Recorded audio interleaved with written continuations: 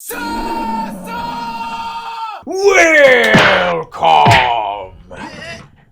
SASANS, to this week's episode of SASANS and Dragons, our homebrew house rule infested game of 5th edition, Dungeons and Dragons.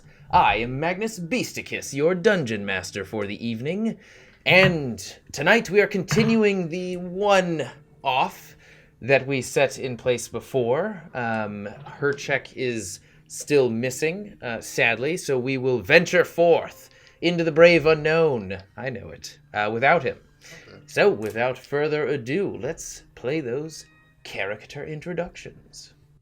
I'm Thunky Beerbot, and don't let my facial hair fool you. I am a female mountain dwarf druid.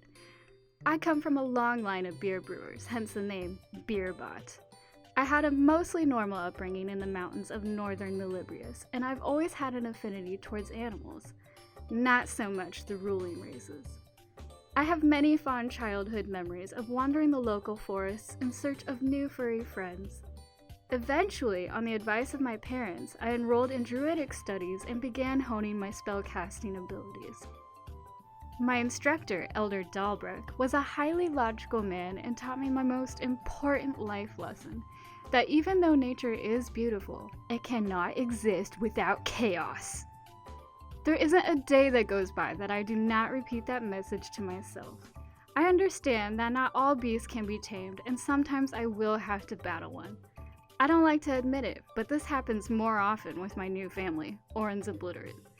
But I will stop at nothing to ensure their safety, and I may cause some chaos in the process.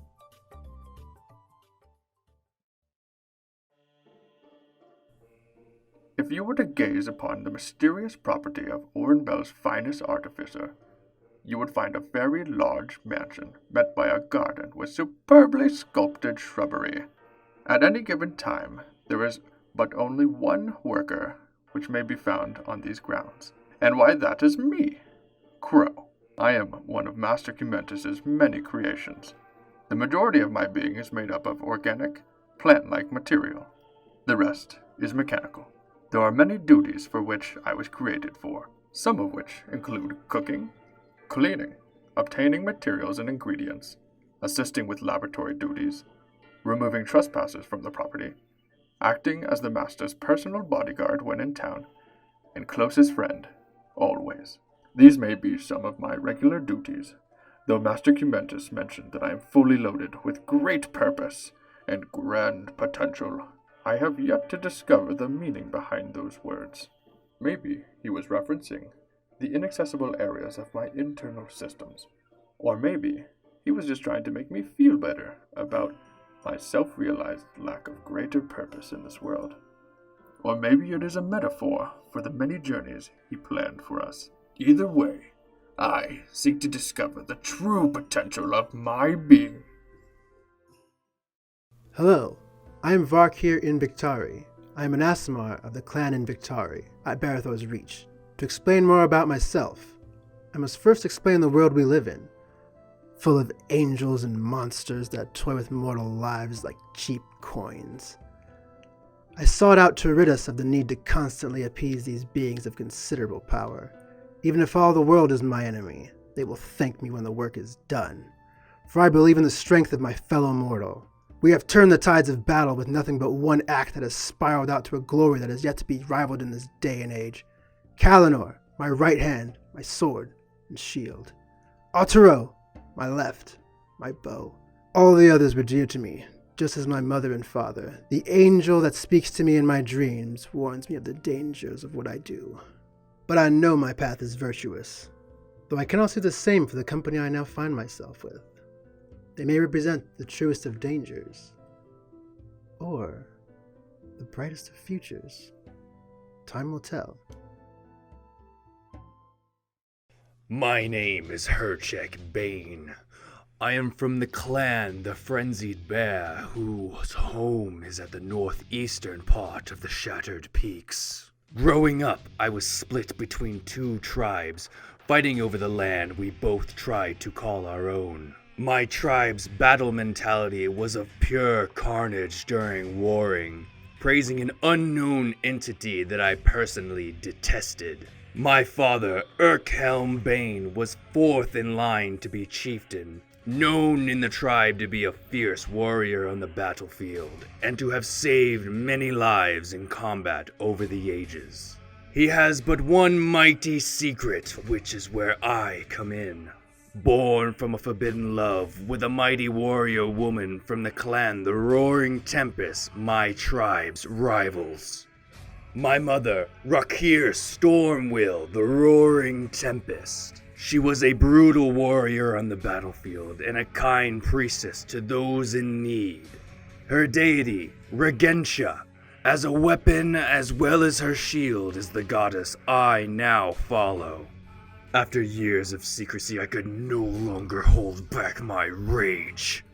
During a battle with a fellow clansman, I unleashed my storm-bound fury. Luckily, through the deeds of my father and the tribe, I was not sentenced to death on the spot. I was, though, cast out from my clan, exiled, never to return or show my face around them. My title in the clan removed from me. One day I will return to my homeland and take over my clan to show them that there can be peace amongst all tribes. Unity is what I seek for the Goliath race, and I will achieve that goal, even if it takes my life. When last we left our heroes of Orin's Obliterate, they had been on the capital ship, the Smoldering Wake, when the spirit that had been captured and powering the whole thing, the elemental of wind, Silnefris, reached out to Thunky and provided her with one of a feather of her own. That the power inside of this feather transported the majority of the Orin's Obliterate backwards in time into a much younger, much more thriving floating forest, with the goal of filling the feather with Silnefris's past self's power and bringing it back to their primary timeline. After a brief introduction of the forest itself, Thunky and the rest of the crew had found Silnefris battling a dark creature inside of her own forest. After assisting her and making acquaintances with Silnefris and her Lunagale, a teal-feathered, massively winged creature similar to a what was the bird that it? A cockatiel. Cockatiel. Instead of one single sort of yellow fin coming from the top, it had two fins that sort of gave the image of ears. They'd made introductions to her after saving her, and Silnefris, young Silnefris, had promised to fill the feather if they helped rid her forest of what plagues it now. A duo of individuals had come into the forest and taken up their residence in the Omengar Castle, which was dark workings were coming out of, plaguing the forest, wilting portions of it, and essentially taking it over. We pick up now, as they've made their way to the castle, inside of the base of the primary tower, and found out that one of these individuals was Koltessa von Mar, in a much younger body, as well as Maggot Gloom, an individual that they'd only encountered what would you say? Yes? You're not So a you're part supposed of to be this gone. anymore. Checking in.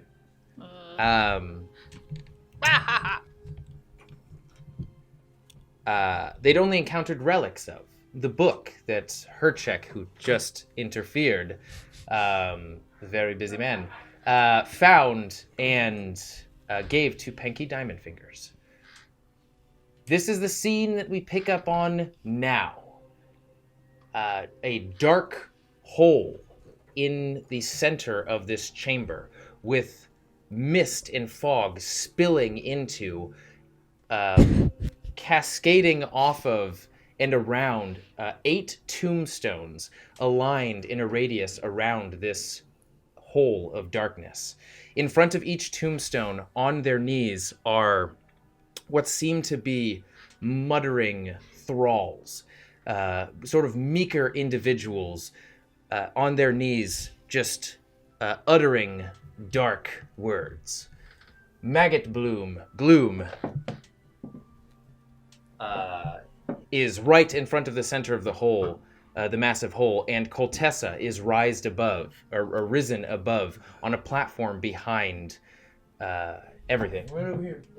She looks nothing like this character. I don't have a monkish, sorcerer-ish, slim-formed female with blue hair, light blue hair, and an even lighter blue feather.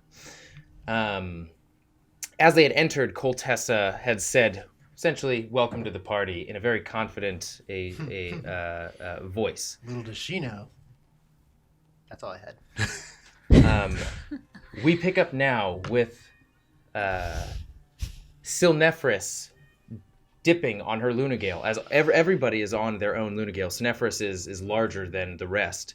The parties are a bit smaller versions. And Silnefris goes, "I don't trust the witch in blue. She wears another feather of Nalhollis, similar to yours," as she's like arcing off into the left. Koltessa, How did she get to... I guess I can't ask her now. Never mind. So I'll ask her later. oh, you're asking, you can yell. Like, how did You she... guys have like a split second to... Like, how did she get... Like, Dunky got Nalhollis' feather from Silnefris. So how did Koltessa get the feather? Shouldn't Silnefris know when she got that feather? In a split second, Var'Kir relays this, and she goes, "I aim to find that mystery out myself. Blue Witch, you dare challenge an elemental of Nalhollis, the one responsible for the very air you breathe." And Koltessa sort of like shifts, and do you know what is it? It's like a dragon's, the hell is it called? A monkey gnat? No, it is it's like a rope with a ball at the end of it. It's not a monkey Oh. gnat. It might be called a monkey knot. I could be wrong. Talking about the weapon where you swing it around like... It's called a meteor hammer. Ah. But yes, effectively, like when you imagine this weapon, it's this very long rope whipping around and rotating around like an elbow to then arc over the top of someone's head and shoot straight forward and then be pulled back.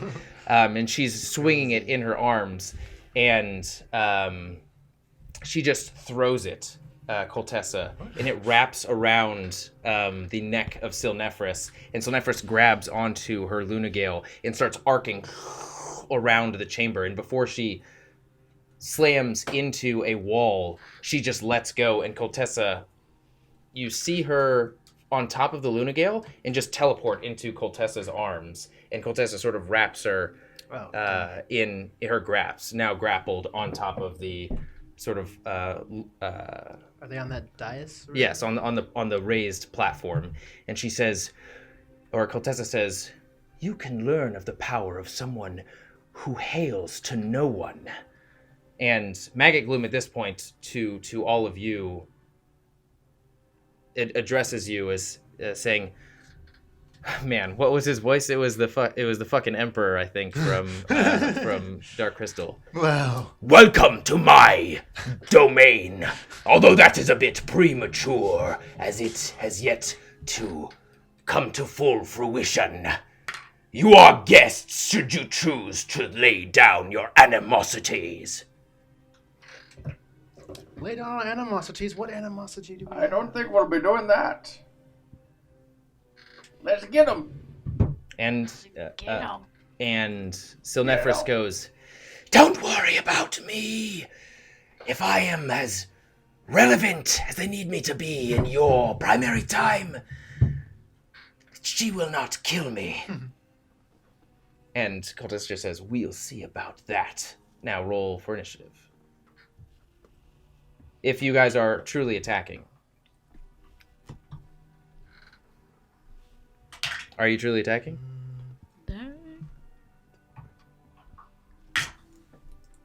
Oh, we're attacking.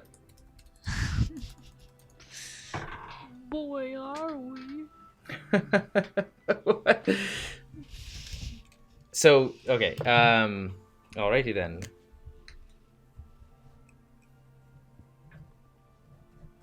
I slit her throat.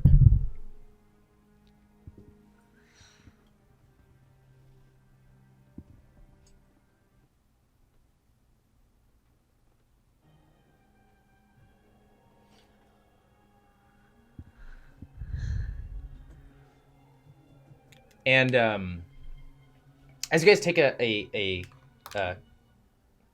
well, Thunky, roll another perception check as a free action as you're surveying the surroundings.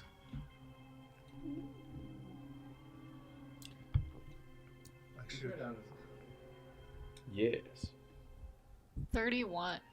Ooh. Okay. You see through the mist spilling almost out of these tombstones dead plant matter sort of curling up these tombstones and spilling into the central sort of sinkhole as well. And there are small inscriptions on each tombstone, thousands of them, that are lighting up almost in line with the, I don't know why I said almost, certainly in line with the thrall's utterances. And every syllable another inscription highlights and scrolls across and down these tombstones. You see this barely perceptible shifting of the scene in a bulb around each of the tombstones. So it's one large bulb that is pretty much arcing around here. There's just very light purple tinge to it, just ever shifting. And in the very center, you notice, because I don't have a book, a book whose pages are slowly turning. And I don't have a purple marker either, but... Would I recognize this book? I will allow you to Right, roll. I rolled initiative. Were we supposed to roll initiative? Yes, Yeah. you were supposed. If you decided that Yeah. that fucking them up was your goal, you should roll initiative. Yeah, I got 20 not natural. All right, one moment. You like Var'Kir's new home? That's right. You got a nice tent, some Yeah. nice grass. I'd say I'm jealous. Good. I was wondering how many of those you were gonna pull out of your magic drawer over there. Just kept coming. Okay. So, in this environment, along with the natural sort of speed and dexterity you felt with the wind accentuating your movements and almost pushing you as you needed to, you can attack. You can have your turn, and the Lunagale can have their turn, if that makes sense. This is for everyone? This is for everybody. So you're still flying in the air, but the Lunagale can... Let me pull up this... And is that only while we're on the Lunagale? That is only while you are on the Lunagale. Wait a minute. So I forgot. I am mounted on this Lunagale, right? Yes. Okay, so I should have been using my mounted thing the whole time. All right. Completely forgot about that. So I have a thing where if I'm mounted, I have advantage. I think on pretty much everything I do against somebody who's smaller than my mount. Wow. Okay. Your mount is not as sort of large as your typical Okay. Unagath. It's like a very reasonably sized, like the wingspan is maybe 6 feet on both sides, and you're almost riding them like a hummingbird, if that makes sense. So they're not massive creatures. The largest one is larger than the rest. What are you? I don't know. It's just like so small. Like if its little wings went out, it would be like basically my arms. Oh yeah, and also longer if than my arms mount is on either subjected to an side. effect that allows it to take, that does it like a saving throw. If it only takes half damage, it instead takes no damage. Yeah, and only half damage if it fails. So basically everything is reversed when I'm on the mount. Okay, cool. 20 to 25. Dang. Holy fuck, really? Yeah, we're attacking the shit out of that. That's why we said that. Okay, tell me your numbers. 20. I think it was like that. 23. 22. 20. So yeah, 23, 22, 20. Mine's not natural though. Look it up. 6. Plus 6 for initiative. Yeah, that's right. Sorry, my natural 22. We're gonna- Go fuck yourself. No, just kidding. Natural 22. You've got a very Interesting dice. multi-sided dice. It's a special dice. It's got 2 extra sides. It's just like, what is with the dice? Like, it's perfectly normal. 22! Like, what? And we'll go.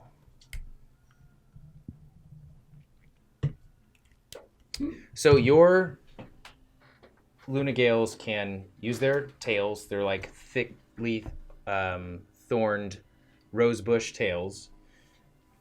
They can attack twice, and they have, instead of a screech, it is just like a gust of wind. And I will, if you want to just write this down really quickly, I'm sorry I didn't provide this to you ahead of time.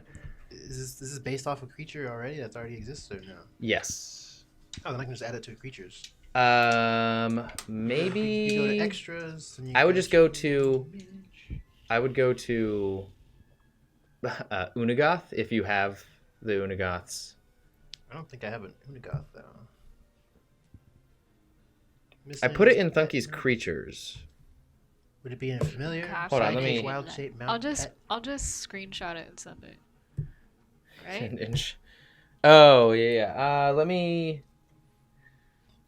Oh wait, but you don't have your phone. Would it be a beast companion? I guess. It potentially. So I added it to Thunky's beasts that she could turn into. Let me know if this works.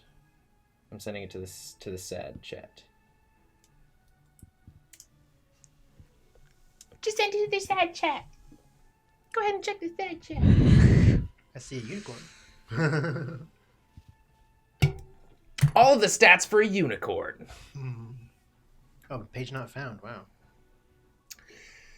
This is the downside to making your own homebrew content when you rely heavily on D&D Beyond and don't actually make homebrew content on D&D Beyond.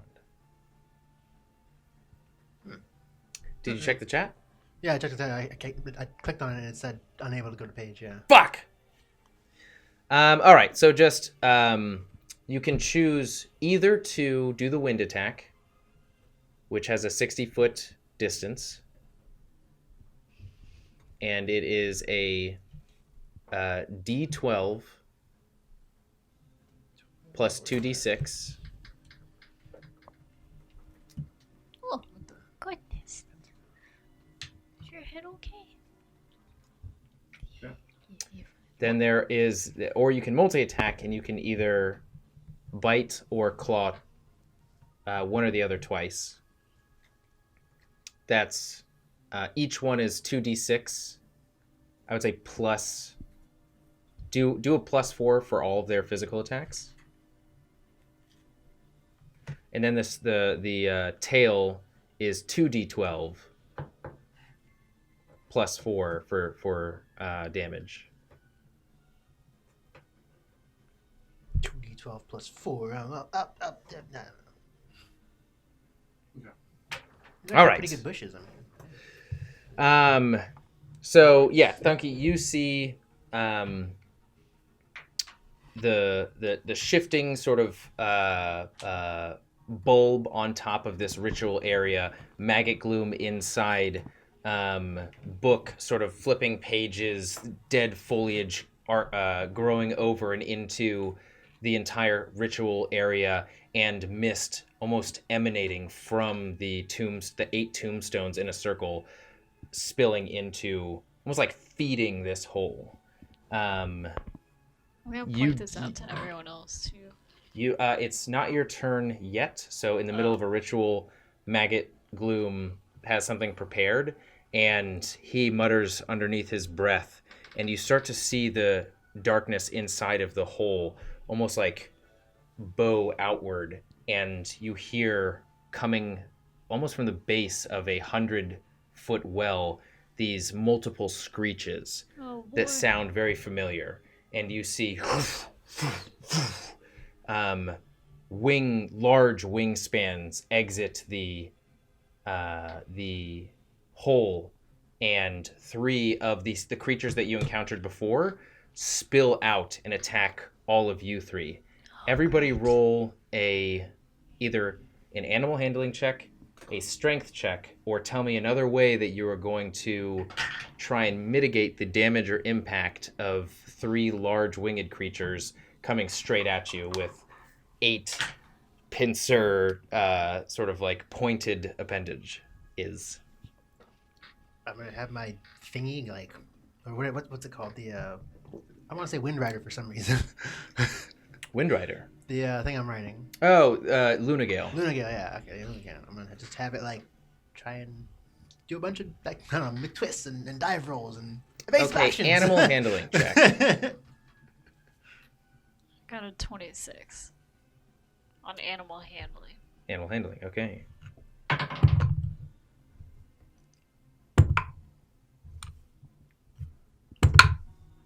17. I feel like I would like to kneel down and do one of these at all 3 of them. Kind of like a Yoda face, I understand. Okay, you 2 can roll at advantage. because these Lunagales are very responsive to Thunky as her connection. She shares almost a mental connection and a spiritual connection between all of them as well. Your intentions are amplified with each of the Lunagales if Thunky decides to use one of her bonus actions to do so. I'll do it. Okay. You should roll again.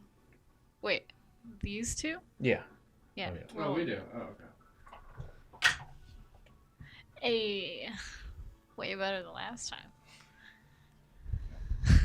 Well, it depends. So I was gonna try and do the same as I feel like Var'Kir, which is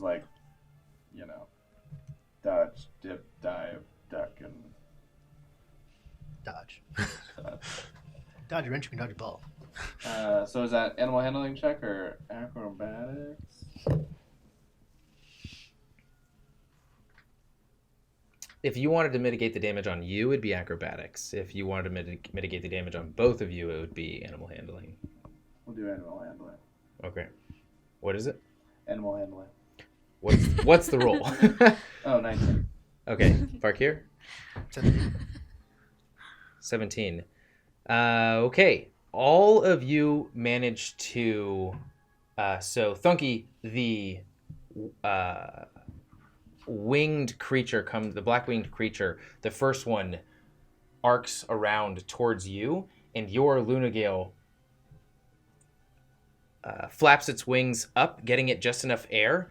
You grab it with your talons and just swing it around and throw it into the wall that's directly behind you from the entrance, and it disappears into black mist.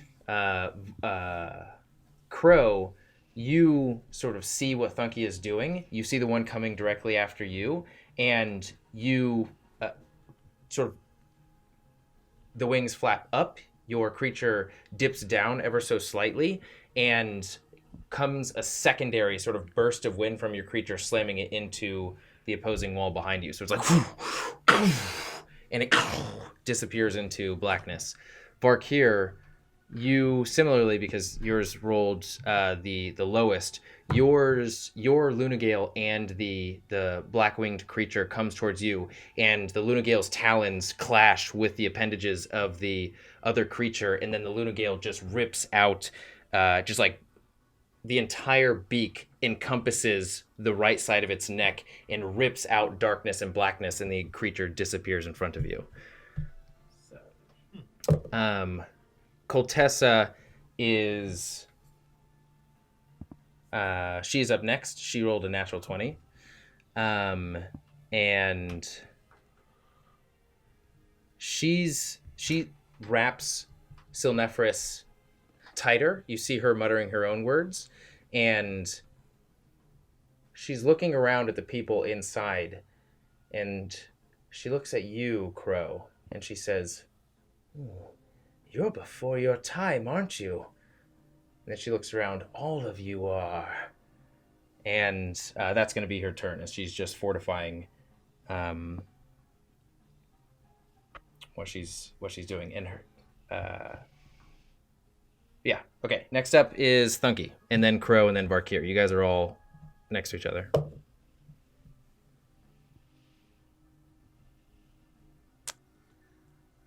And Thunky, with your bonus action, you not only conveyed what you saw, you also assisted them with their okay, cool. I would like to cast actions. Actually, how far away are we? Let's see. Yeah, have we moved at all or no? You would have to choose to move. Yeah, okay. I cast Entangle on... This is Maggot Glue? Yes. I would like to cast Entangle on him. Okay, go ahead. And does he roll? Do you roll? Strength saving throw for you. Okay. How do you sort of bring Entangle onto the battlefield? I'd like to look at all the vines coming from right here, and I'd like to cast Entangle on those vines and hope that they come up and entangle him. Ha! Okay, roll an Arcana check. Oh. These are... That's the name of the What? What'd you just say? Because these are normal vines and they can't be treated that way. 12. Your arcane connection to the energies around you ends at the fairly perceptible bubble around the ritual area. You can feel it almost like onto the other side, but it's a huge dampening field that it's difficult to penetrate right now.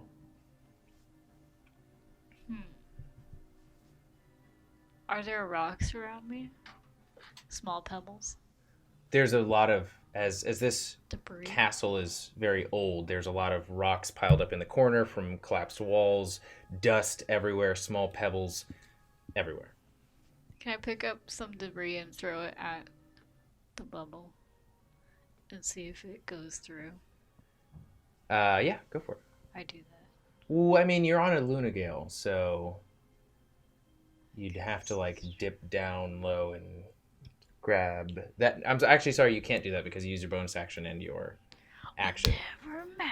Crow, you're up. Do you move at all? No, not right now. Okay. Why are you smelling the tube? It smells bad. Of course it does. So that's where we're at in combat? That wasn't just like earlier? Yeah. I mean, it's similar, yeah. Oh, okay. Probably like peeled right.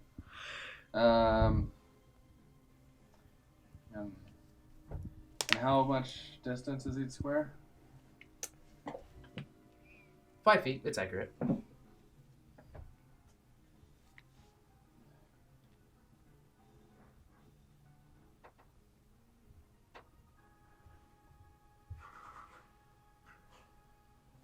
can only really attack this guy. Okay, I'm gonna navigate the Lunagale over to Sir Maggot Gloom, and then try to, excuse me, tail swipe him.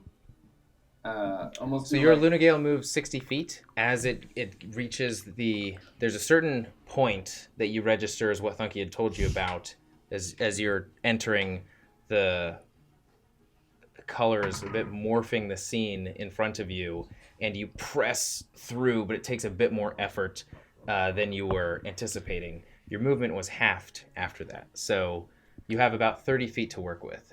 Can I total. go above it? You can, but you I would say actually you can't, because in order to understand what its effect is, you have to pass through it to begin with. So it's like you go through, you slow down, and if you want to go above it, you would just waste time. I see.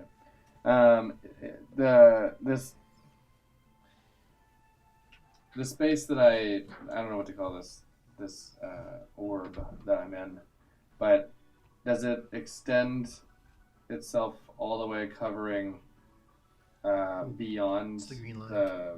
the pillars between gloom? It's the green Maggot. line. It's the green line. It's a green line. This Okay, well then dash. yeah.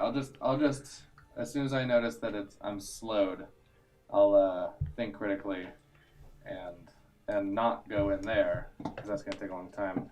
So I'll fly over it and get as far as I can. And basically my approach vector is geared towards Koltessa and Silnephris.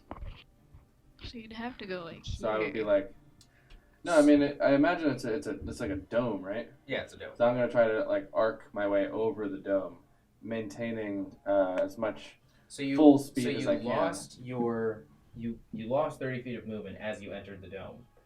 You did feel that it was a veil of, it was like a thick threshold of energy, but as the Lunagale's feet went through and the feathers went through, they started moving normally, if that makes sense. So this is a dome that is almost meant to, like the entire inside is not a slow slog. It's just the barrier itself. It's just the threshold. Oh, okay. Well, yeah. So then I'd like to avoid going through that threshold and Okay, just so continue you to can- go for the long game. 15, 20, 30. This is as far as you can go. Unless you wanted to use your bonus action. Remember, the Lunagale has 60 feet. As soon as you tried to enter the threshold, you lost 30 feet. But you said that as soon as I removed the Lunagale from the orb, then I got my. No, I never said that. He's saying as soon as you go through the orb, you So have regular. imagine you have What? 6 seconds to do what you want. In that 6 seconds, you dip down into the barrier, were slowed, using a few seconds, and then you decided that you wanted to get out, and you just got out, and now you have barely enough seconds left, if that makes sense. So it's like, even trying that out, use your movement speed. Sure. Okay. I go It's there like and do it's that like thing. it's like that. So that counts as difficult terrain? It's again, it is a thick threshold of difficult terrain. Yeah, As soon as you pass it, you are out of it. So I lost half of my movement speed for dipping into it. Yes. For like a little bit. Remember, it is, imagine a slow motion effect as soon as you touch it. So it's and then you immediately are capable again as you pass through it, but you have to take that initial sort of dip through. And you found that out. If you had known that ahead of time, you could have just gone over or planned accordingly. But Alright. Well, that's what I do. okay, Var'Kir. So I guess I see Crow go like, whoop, whoop. I was like, oh. And I'll take my thing and actually, this crow doesn't count as an object. Never mind. So I'm gonna fly to the center. Oh no, I can't. This is not magic. I'm going to dash to that to the book in the center of the ritual space. Okay, so So I have a feature called mobile. So if I use dash, difficult terrain does not cost me extra movement. so you'd be able to reach it to the book regardless. Oh. If you dashed without that feature, if that makes sense. So you have 60 feet. So here 5, 10, 15, 20, and then minus half your movement. So you have 10 feet left. 30. 25, 30, and now you have your normal movement is gone, and now inside of the sphere, as you have your normal movement back, if you were to dash, you would still have you would have 60 feet, and you'd make it to the book easily, if that makes sense.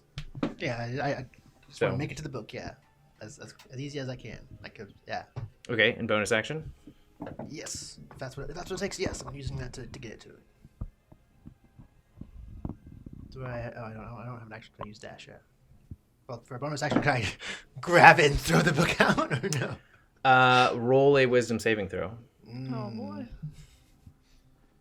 Wisdom saving throws. Perfect, I guess, because I have no wisdom with this guy, but the other guy has wisdom. Yay. Perfect. So here we go.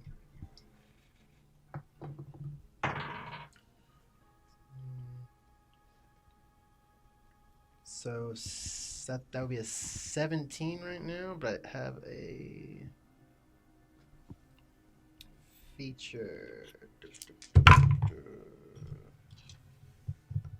Oh yeah, 17. So if I, never mind, yeah, 17. Okay, so as your Lunagale dips down and soars, breaks the threshold, dips through, and are you grabbing it, or are the talons of the Lunagale grabbing it? Probably the talons of the Lunagale, since I can't actually like.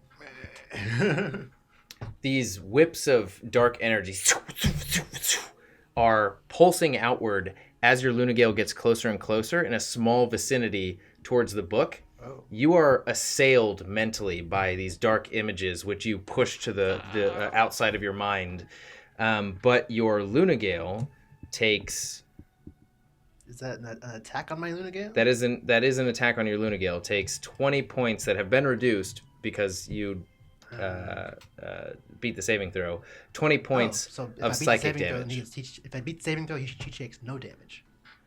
Oh, really? Yeah, it's mounted combatant. If I beat the saving throw, I take no damage. If I fail the saving throw, I take half damage. Okay, with the bat of its wings, it sort of its wind energy combats the darkness and pushes it back down into the hole, and you see the bricks visualize as the darkness is like gusted away temporarily. Oh, there's bricks underneath it, like the hole is made out of bricks. Oh, okay. The hole. If that makes sense. So it's like there's a lot of darkness billowing out and a lot of stuff spilling in, and your Lunagale just revealed its sort of natural make. Okay, so with that's everything. Wait, are you inside or outside of the? Outside. Okay, outside. All right.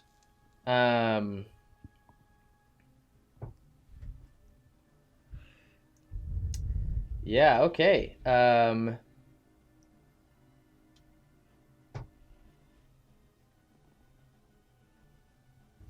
Var'Kir,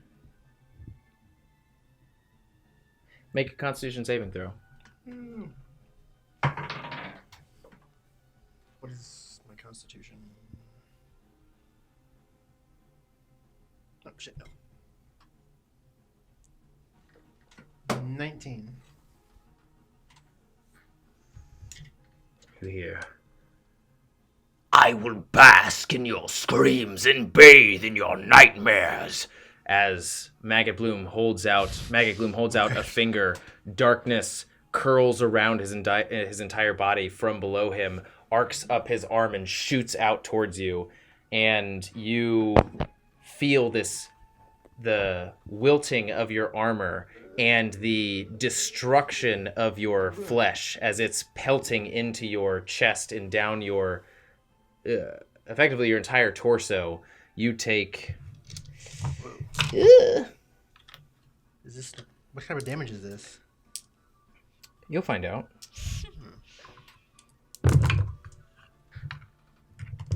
Oh, good rolls. Because I am going to use... Dope sauce.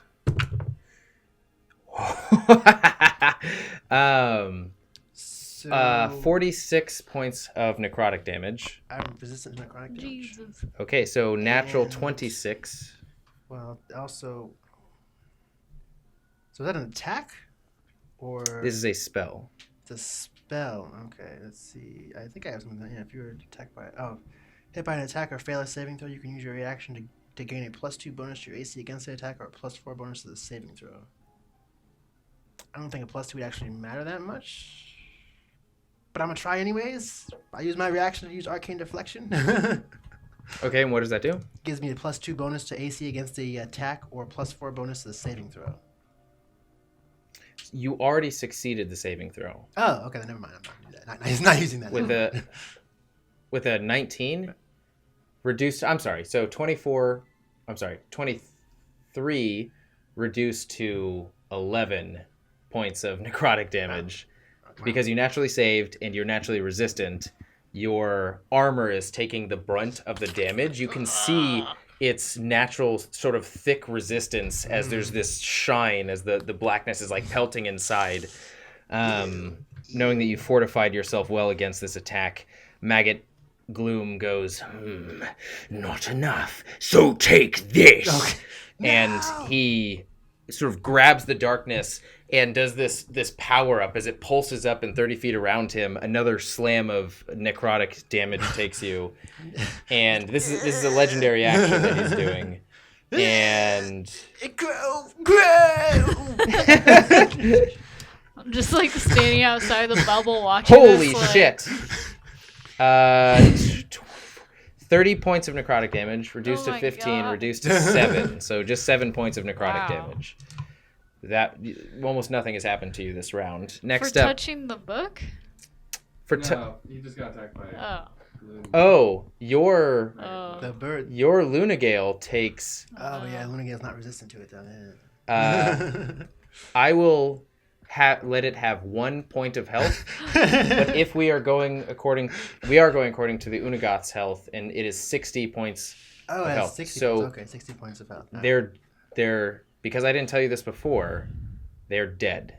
Effective. According to all the damage that's been accumulated. Actually, roll 2 Constitution saving throws. They would be dead. Yeah, I guess it would be. I think it would be dead. 18 and 10. Oh, Constitution. So yeah, 18 and 10. Okay, so first one succeeds. Second, which was the 46. So 23, and then 30 is 53 points of necrotic damage. So they only will ever have 7 hit points, which is what they're at right now. All right, I may have to sacrifice my Lunagale. But you said something about the resistance toward saving throws. So the saving throw is it's basically reversed for saving throws. If I succeed, I take no damage. If I fail, I take half damage. What about them? Well, that's for my mount. For your mount? Yeah, it's for my mount. So then the mount doesn't take any damage initially, only takes 30 points of necrotic damage, and still has 30 points, if that makes sense, because they succeeded. Oh, okay. So write that down. Everybody write down 60 points of HP for your mounts. Come on, a pencil.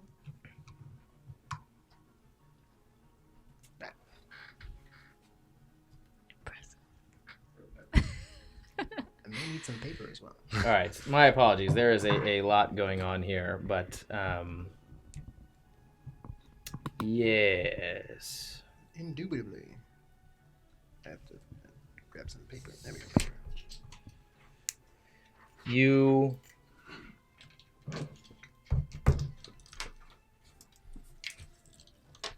in line with Maggot Gloom's turn, 3 creatures of nightmares, pincers, claws, toothy maws, talons, wings that are misshapen and don't work appear from the darkness. Of course they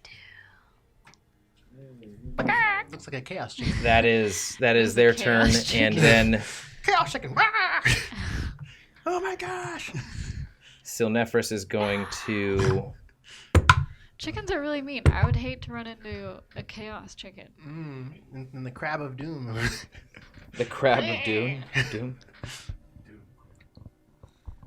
Does kind of look like Mr. Krabs when he loses his shell.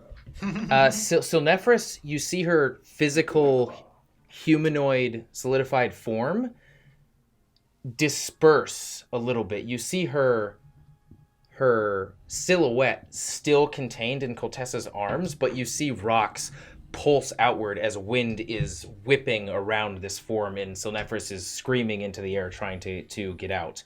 But you see this blue glow of energy contain, almost emanating from the feather on her head, contain Silnefris.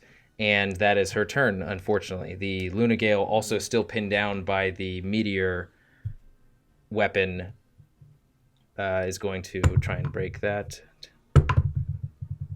And unfortunately, Koltessa just sort of shifts her arm out, whips the rope of the meteor, and it wraps around even tighter around the Lunagale, who is currently still trapped in the broken wall. Legendary's done. Now I want Var'Kir, make a Use your pencil back. either strength or wisdom saving throw.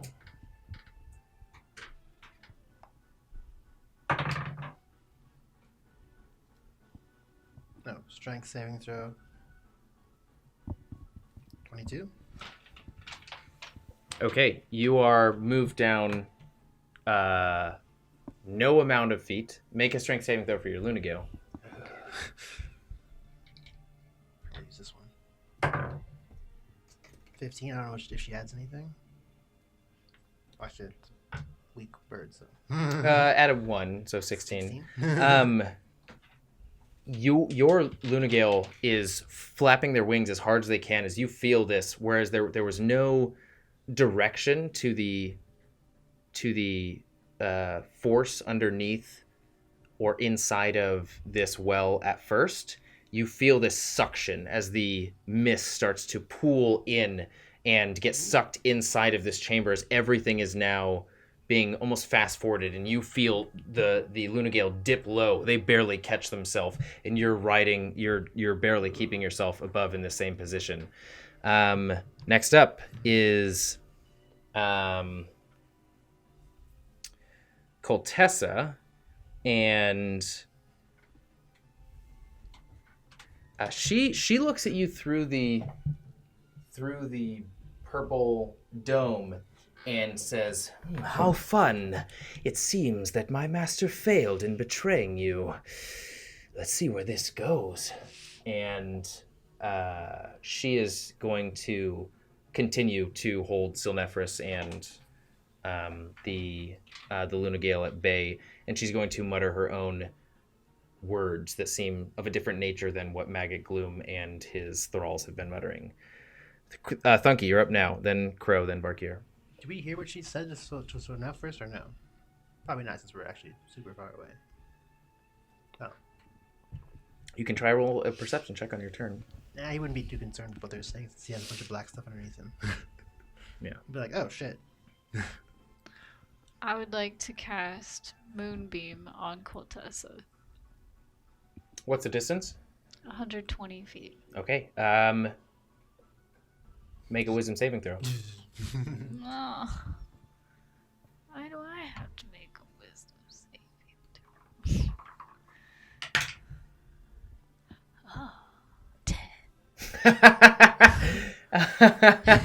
10. You reach out towards Koltessa and you see this light blue pattern form in front of her that's almost like a web around her. and it assails your mind as you throw your hand outward, and you see the light collect above her and slam down. But at the very last moment, the connection is disturbed, and it thrusts itself to the right, and the pillar of moonlight is just slamming into the ground right next to her. You can still attempt to try and get to shift it towards her. I would say you can try and use your bonus action, but it would be another wisdom saving throw. As right now you feel that this is almost an off-limits area for your mind. You're trying to pierce it, but your initial instance has failed. I'll try again. Okay. Come on. Crow, start to think about GMD. You can do it. You can do it. 27. I burned that bitch. You see the light blue web start to break, and as your moonbeam slowly presses inward, and Koltessa looks to her left where it's coming in, and her skin starts to singe, but also Silnefris is in this same vicinity, so. I thought she was like separated a little bit. I forgot that she was grappled. Koltessa is grabbing Silnefris by the neck and around her torso. And it seems as though there's more than just her Koltessa's physical form containing Silnefris. Oh. Well, but I got Koltessa. Roll an Arcana check. If you roll above a 17, you will be able to accurately shift the moonbeam to where it only the back 5 feet. Exactly. What'd you say, an Arcana? An Arcana check. Come on. Don't fuck me.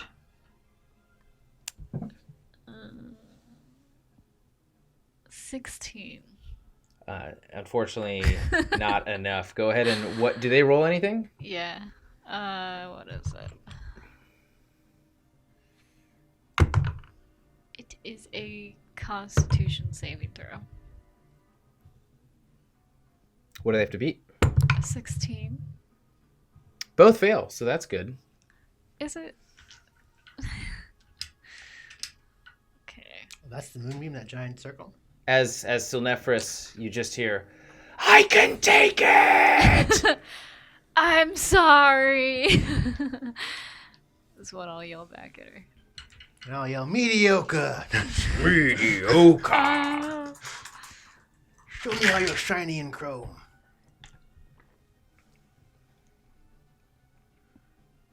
29 points of damage. 29 points of damage, okay. On both of them. I mean, the next round, I'm just gonna...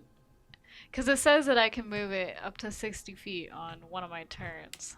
So then can I just, like, try to move it slightly again? So that it's, like, back 5 feet? You can hone it in micro a little bit. manage where it goes. Perfect. Crow. You also have movement, actually. Left 25, right 6. I would like to move to just outside of this sphere. Well, if I move down to this level, can I still see them and like figure out what's going on over there? You can. The shifting purple dome is barely perceptible. So you just see this almost like a heat wave around a very accurate dome around the ritual area. But for the rest, or for all intents and purposes, you can see the rest of the landscape pretty clearly. Okay. I'll move right here. Okay, and then Crow, you are still high in the air, right?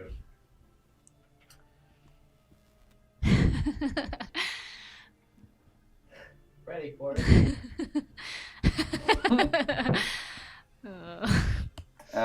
So I'm gonna... It was a little closer than that, but I'm gonna... You were, yeah. Fly over to... Since I've crested the bubble, and I can see over it now, and I'm looking down and seeing the creatures that have come out of the blackness, the darkness, and I'm gonna shoot. I'm gonna take 2 blades off my belt, then throw them at this chicken hawk right here. You're gonna take 2 what?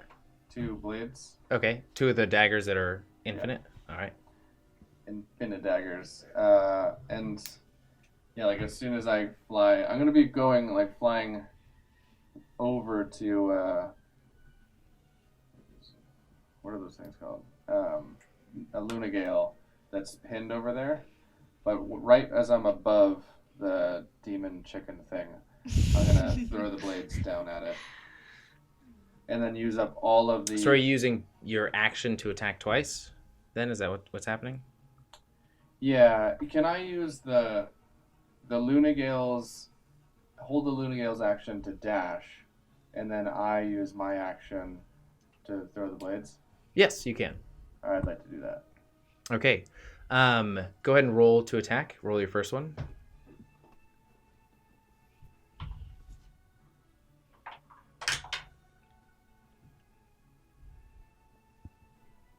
$24.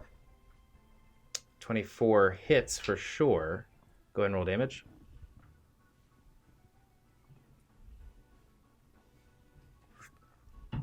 For Var'Kir, your time is coming. 8.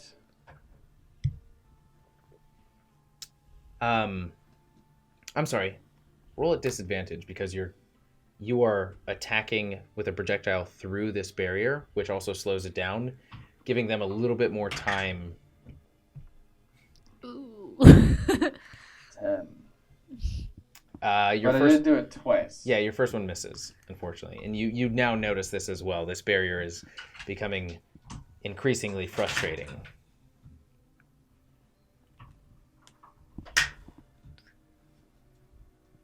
Um, 10. 2 tens. Sort of, both daggers slow down briefly, and almost instead of actually continuing with the force, they almost like fall down and ting ting ting ting ting ting right next to it, and the chicken shaped cockatrice creature is now disturbed. And so that was your action. You are now flying over towards the Lunagale. Yep. Get as close as I can. I imagine I can make my way over. So you're going down all the way? Well, I thought it was still in the air, like pinned up, or is it pinned up on the ground? 50, 55, 60. You'd just be able to make it to the Lunagale with your natural movement. Oh, really? Okay. If you wanted to go down, I'm sorry, you'd need about 10 more feet.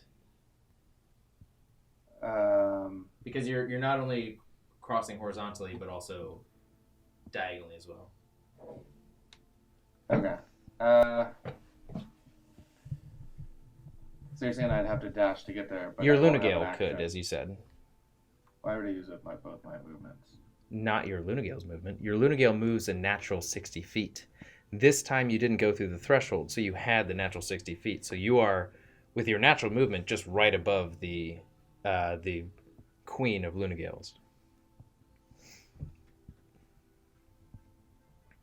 I'm sorry. You said I have more movement without dashing? No, your Lunagale can... If your Lunagale dashes, then you'll have more movement. You just won't have the Lunagale's attacks or anything else that they afford you. But you will still have your bonus action and your own natural movement if you wanted. Thank you. Then I'm going to use the dash to get up there and then try to position myself to do...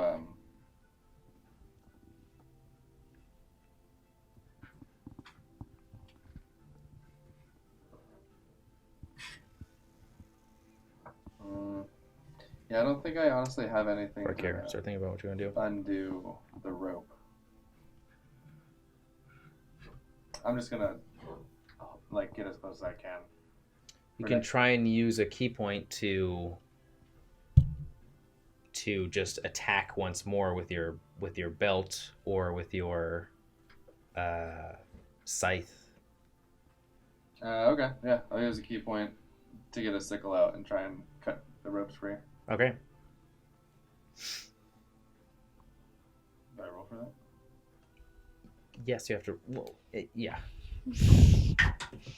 Oh. It's because the Lunagale is like thrashing, is actively moving and shifting, making the ropes a bit hard to pinpoint. Do I add anything to that? Your attack modifier. 10. Sorry, it's 12.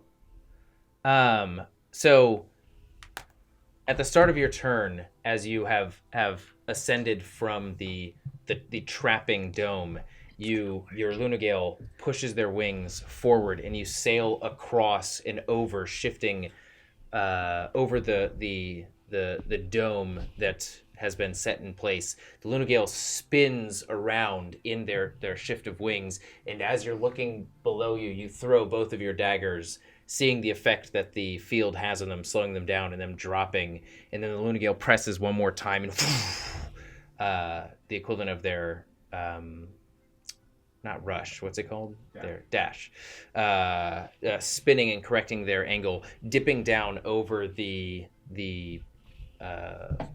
radius of the sphere, and the Lunagale stops in front of their queen, and you take out your sickle, and as the queen Lunagale is thrashing up and down and shifting the ropes that they're binded with, you lurch down to attack and see that they have thrown their neck up in the air where you were originally going to snap or cut the almost like the critical point of this binding. She puts her neck into the air, and you just like stop and arc around her, and that is your turn, unfortunately. Var'Kir, you're up. So, with my cock. Your cock. Lunagale, there we go. Yeah, Lunagale. My Lunagale. My cock. I was So going to with say my cockatrice, cock. but I was like, no, it's not cockatrice. So can I try and take the book out of this circle? You can try again. Roll another wisdom saving throw. This will be your. All right, then never mind. I'm just gonna. This can be your Lunagale's action, and then you'll still have your own. Oh, that.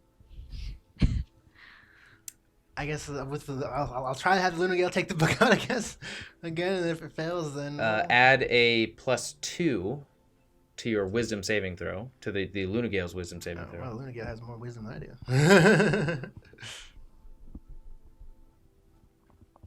Come on. 17. Even if it doesn't succeed, I'm probably gonna leave after that. I'm just gonna have them go towards maggot gloom. The Lunagale pushes its again, flaps its wings, throws the darkness that's protecting this book down deeper into the well. As the talons wrap around each side of the book, the wings press down again, trying to gain some air. And it's almost as though the book is preserved in this slower form of time in the sphere. And so it shifts up about 10 feet.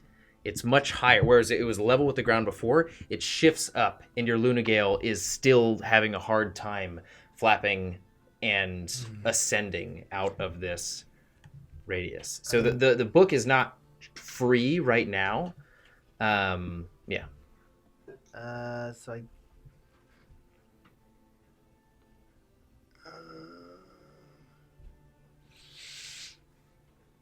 I guess I'm just gonna let go of the book and go and attack Maggot Gloom, I guess. Okay. That was action. Okay. So, let go of the book as it's shifted higher. We'll see how this goes. I'm just gonna jab him twice with my lance. What the? Whoa. As you get closer to Maggot Gloom, go ahead and make your attacks. What weapon are you using? Lance. Okay. So like. All right. Oh, first one's a 4. Second one's a 18. Okay, go ahead and roll to attack. You hit. And the lance is 1d12. It's D12 plus 3. So 6. 6 points of damage Yeah. plus your strength. Oh, that was it. Yeah, just 6 points of damage. That was it. It was 3 plus 3. Is your lance magical at all? No, it's just a regular lance. Okay. You feel that Maggot Glooms, as he sort of like in his deranged, yeah, he looks like a decrepit, like darkness has taken its toll on his form. He's very gaunt. He has no facial hair. He has just barely any strands of hair above his head. He's wearing this robe that's too large for him. His sleeves are rolled up, and you can see very dark veins sort of curling up his arms, and he just dips down low, and his hood is slashed by you, but not his flesh. And then your second pierce goes in and sort of slashes in his oblique, but it feels thicker than you would expect from such a meager, sort of meek-formed individual. And he is smiling as you pull your blade away. It's going to take a lot more than that. And as he turns, he takes Shake my lance off. 3 points of damage. Oh. Do you have anything else? You have your bonus action. No, but I guess for my bonus action, I am going to. Oh, I can't do that. Dang it. Never mind. Not for my bonus action. I'm not going to do anything for my bonus checks. I'm just going to sit there and stew at him. Oh, wait a minute. Actually, hold on. When you hit a creature with a melee attack weapon, you can mark the creature into. So I want to mark him. Okay. What does that do? So while the creature is marked, when it wasn't 5 feet of you, a marked creature has disadvantage on any attack rolls that don't target you. If the marked creature deals damage to anyone else, you can make a special melee attack against it on your next turn, as a bonus action with an advantage of 5 extra damage. Yeah. So I'm just gonna mark him, and then that's it. Okay.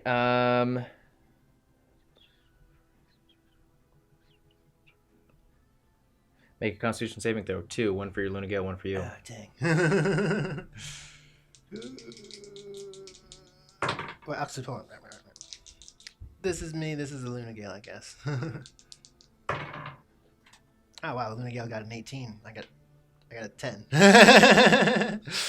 For Constitution, do you have anything extra? So your Lunagale just automatically saves. Constitution, no, I have nothing extra for Constitution, so yeah. Actually, I plus 4 for Constitution, so 14. But yeah, so Lunagale makes it. I don't. It's like Lunagale, yeah. What are you doing? Blah.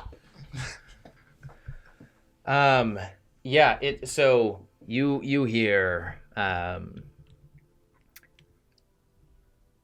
You are always the same. We are very different, you and I. Let's see how my effect works. And he starts sort of like bringing his fingers in, and you don't hear words. You hear this almost like vibration come from his mouth, and you hear this. And out of the blackness in about a 20-foot radius around you, this it almost looks like smoke at first, but these insects start to swarm and bite you, and it seems as though the Lunagale is pushing them away with their gusts of wind, and like their feathery exterior is almost preventing them from attacking, as the Lunagale is just shifting in all the right ways. And you take... It just blows all the insects up and towards me, like, oh, I'm safe. Oh, yeah, exactly. And you're just like, ah! The insects are like, this is futile, going after the Lunagale, and they just all sort of converge on you. What are you doing, Lunagale? Stop it! Stop it! That's fine. Okay. Do.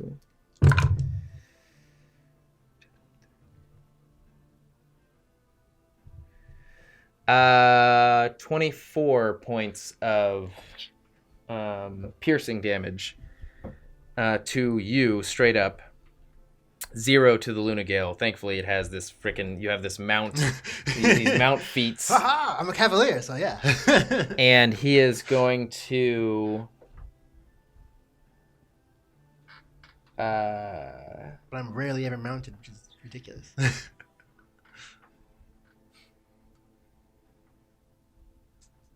I chose a mount for good reasons. I have a horse. I'm never on that horse. Yeah, I don't think I've ever remembered you doing this. I've never fought on my horse. I always get off it and fight. It's like, oh.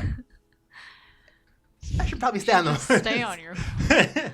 So, what did you cast again as your bonus action? Is it any attack? Is it a spell attack? I didn't do anything for my. Oh, wait, for my bonus action, I did just wavering mark. Yeah. So basically, there is no action or bonus action associated with it. As soon as I hit with a weapon attack, I can be like, you're marked. Or you're not marked. So I just marked him. That's it. I did no bonus action or anything like that. No, I know, but so when he makes an attack and fails. Oh, so when he makes an attack and to somebody other than me. Yeah. Then I get to then things happen. If he attacks me, nothing happens. So since he attacked me, then it's nothing happen. The wavering mark doesn't happen.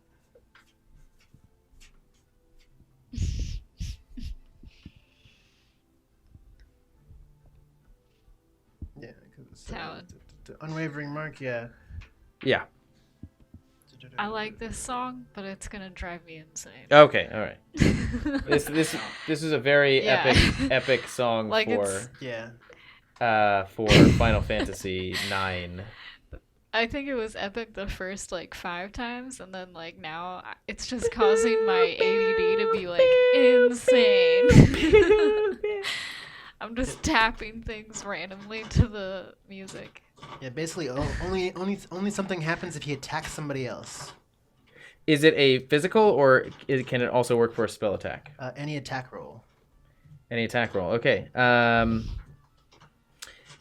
take it back.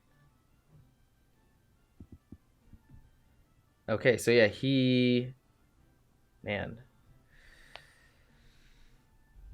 He's gonna effectively do it again. He's gonna grab the darkness and say, "Back away!" And roll a Constitution saving throw, both you and the Lunagale. You're lucky he's attacking just me. That's me. So blue is me. Another good roll. Lunagale. The PAX dice fulfill yet again. Wow, we both got 13. And you both fail and take 15, 19, 23, 26 points of necrotic damage. You take 13 points of necrotic damage. And your Lunagale is wilting. Many of their feathers are almost went pfft, So and 23 points of damage? 26 points of damage is what your Lunagale put. So your Lunagale is only at 4 points of health at this point, and they can only ever have 4 points of health. As bits of flesh and feather are falling off of your Lunagale, just slothing into the mist below. You took 26 or 27 points damage? 26 points of necrotic damage. You took 13 points of necrotic damage. Wow. All right, my Lunagale's not looking too hot. It's got... Oh, sorry about that. Not sure you were ready. That's where you were looking. I was just like, oh, here you go. The 3 creatures are going to attack the only thing in their immediate vicinity, which is you and the Lunagale. Oh, me? And the Lunagale. So, Bam. Lunagale might be dead. 14. Doesn't hit me, but I don't know if it's the Lunagale or not. Man, I should really pull up. Got the AC. What's the AC? Where'd it go? 14, so it does hit the... He's probably dead. Well, it doesn't hit both of you. I will flip a coin to see what it attacks. 100 is that's the head. Okay. Hold on a second. It attacks the Lunagale. Hold on a second. So I can also, if somebody is specifically attacking my mount, I can force that attack to target me instead. Okay. Do you want it to attack you? It's a weird tactic. That's a weird attack. You know what? take. Never mind. I'll just leave it. You sure? Because it depends on how much damage it is. Because if it's more, It literally only has 4 points of damage. oh, so I'll take the check. I'll take the hit. I'll take it. Well, no, never mind. He'll take it. He'll take it. He'll take it. Yeah, Pincers he'll take it. grab the as Lunagale tries to bat away and fly higher. A pincer grabs its talon and pulls it down, and another pincer inserts itself into Lunagale's jugular and clamps down, my blood God. flowing down this jump dark off. blackened You're like, "Ah!" chitinous pincer. And another creature comes up to try and take advantage of it, and the Lunagale's wings fall limp and down onto the ground and get consumed by the mist. You are now on top of the Lunagale. 2 more creatures are converging on you. Miguel's dead. Does a 16 hit your armor class?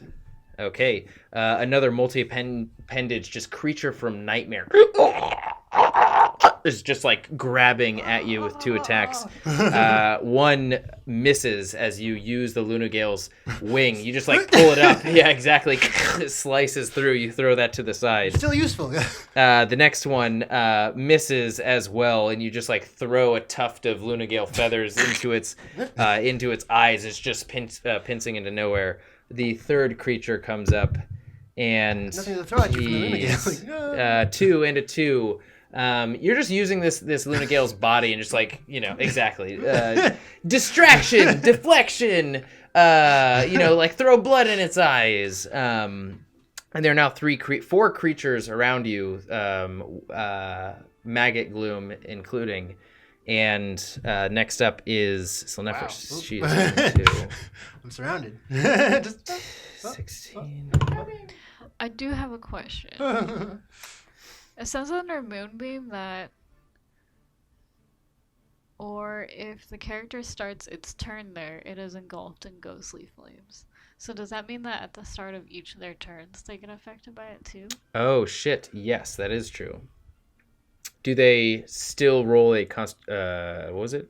A Constitution saving throw? What's the DC? 16. Silnephris takes half as Yay! she manages to pull herself together in time.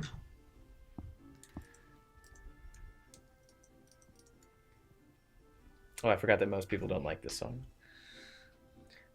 They said that? Yeah. Well, Max always gives it shit. Oh. 28 points. 28 points of damage. And then half Reduced to is- 14. Okay. Did somebody comment about not liking? No, just Max. And Silnephris is, again, sort of unlinking her physical form and turning into as much of her natural element as possible. All of these rocks flying around her and stones that are cemented together are being pushed apart underneath her feet, but Koltessa is still just holding her, and her feet are dug into the ground, and she is holding on tight to Silnephris. She can't do anything. Roll another strength check for Var'Kir, or wisdom saving throw, whichever one is better for you. Strength saving throw or strength check? What do you mean? What do you mean a check? What do I add to a check? I'm sorry, saving throw. So 24. Okay, the corpse of the Lunagale is, you feel the fabric of your garments get pulled towards the well once more, and the mist shift in and spill down even faster. The same effect is happening, and you jump off the Lunagale as its body goes and just sinks into the well and disappears into the darkness as you sort of hold firm, getting down low in a horse stance, heels barely sliding across the stone ground. And we are at the top of the round. Koltessa's turn. Take my lance and like put it in the ground like, quick. We're going to take a short break, and I have to do another potty break, and we'll be right back. Okay, Koltessa is up, and she goes while holding Silnefris's pulsing, wind-torrenting form. This is beneath me. I'm not going to hold you the entire battle. And she looks at you, Crow, to her right, and says, tell me, has Cuumentus finished the Atlas Orb? And she is going to rush. Her form disappears. The rope in her place wraps around both Silnefris and the Lunagale, the Queen of Lunagales. And as you are right above the Queen of Lunagales, you turn to your side and see her just disappear, and this blue streak shift across the landscape. Does a 19 hit your armor class? It does. Okay.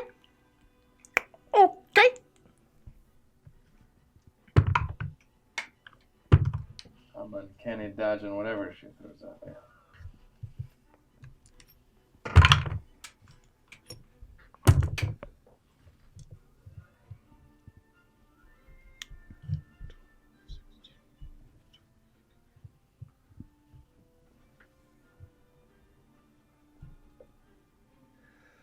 Uh, 44 points of bludgeoning damage as her form disappears from around Silnefris and shifts towards you, and in the blink of an eye, you see her eyes in the brilliant blue feather in front of your face, and you feel this intense pain and breaking of your wooden stone exterior as many different layers of armoring inside of you are just broken, and make a strength saving throw. Okay. Does she also take damage from Moonbeam at the top of the round? She failed her saving throw, so yes, she does. Roll damage, Thunky. 20 not natural for the strength saving throw. Okay, so you as you feel this, can perceive her just in time to shift your body to divert the bulk of the blow. It's still 44 points of damage, bludgeoning damage. 22. Oh, sorry, 22 with uncanny dodge. And with that dodge, you shift your body enough and see the opposite of the Lunagale's wing just get flown out. No, it's not separated or anything, but it is literally as though a supreme force thrust itself through your body and out the opposite side.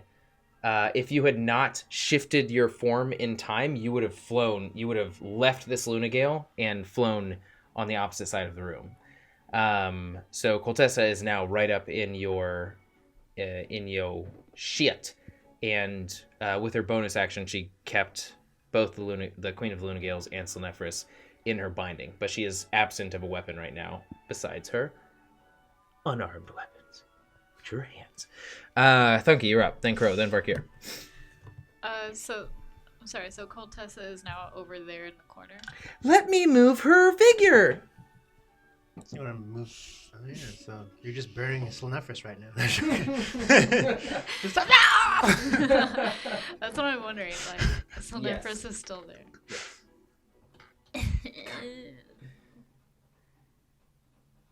May I put her under it? We can do this. Oh, we can just say it's on there. That's where I'm at.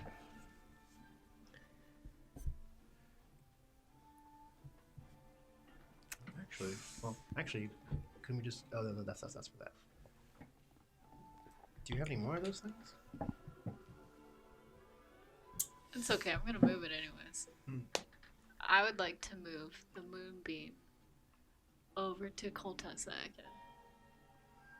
But wait, no. So wait, you now have wait. the opportunity to get not only Crow's Lunagale, the Queen of Lunagales, as well as Crow in Just it. do it over me. I'm just kidding. Just do it over me.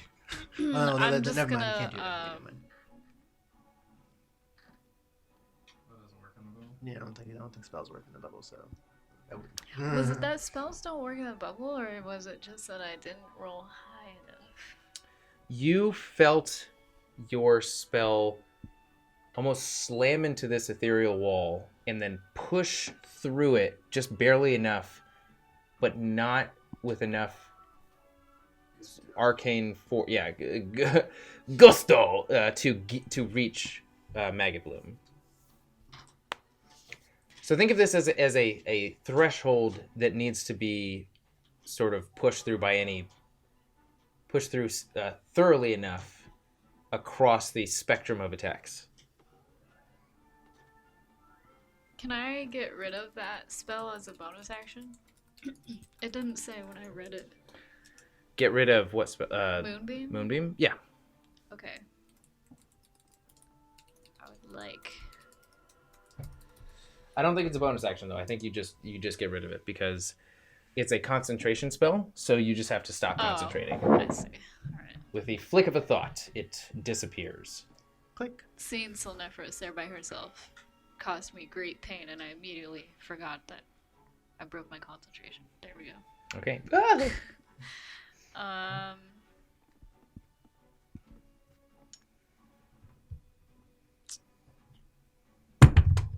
will enter the bubble. All right. Half of your movement speed will go the way of the buffalo. So from here, that would be 30 feet, 5, 10, 15, 20, 25, 30. Where you go? I don't want to get that close.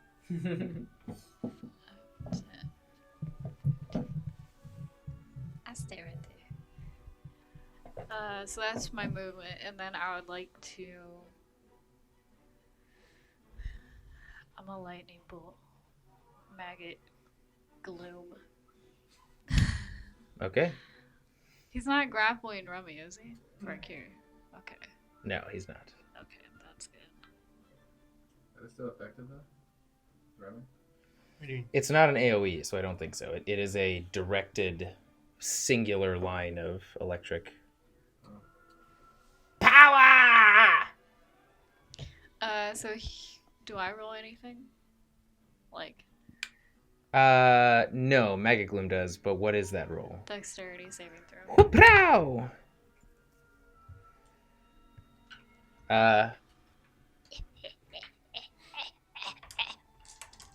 He fails.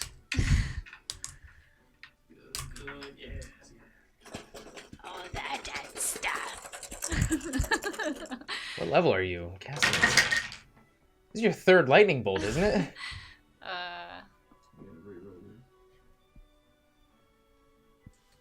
Okay, hold on.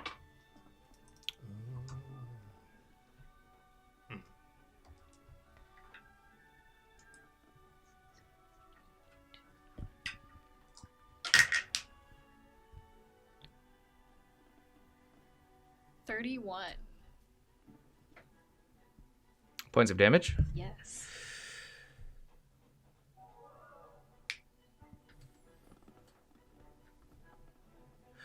Okay, entering the bubble, unleashing your thunderous electric energy just shoots across the way. He was utterly unprepared for it, as he was almost in a trance watching these creatures eviscerate the Lunagale and watching Var'Kir use the Lunagale's corpse to his advantage. He's just almost foaming at the mouth. Help! This Yes. is Chaos Chicken! Yes, we are not so different. We're totally different! Totally! Join me. Tell this chicken to stop attacking me, maybe. He takes that damage, and then you have a bonus action. Crow, you're up next. I can't really do anything on my bonus actions, but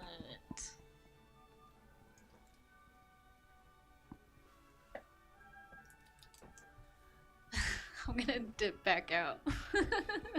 No, wait, no, I'm gonna. Yeah, I'm gonna dip back out. You're gonna dip back out? You won't be able. You'll be like, Oh. unless you use the Lunagales, because you still have the Lunagales action.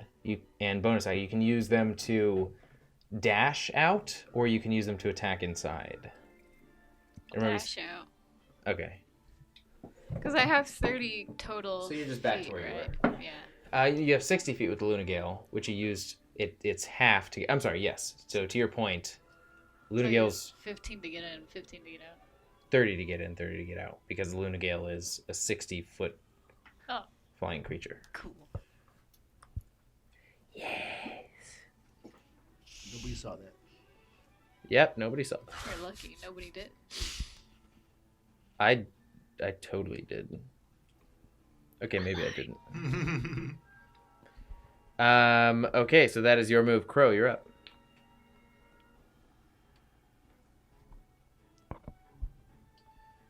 Okay. With my first attack, I'm going to.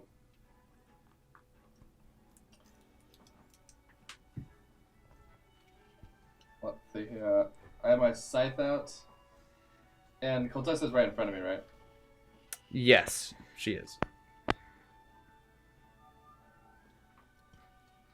Cool. I'm gonna try and attack once, with just my fist, and then if it lands, then I'm gonna try to use Fury of Blows. It's my bonus action.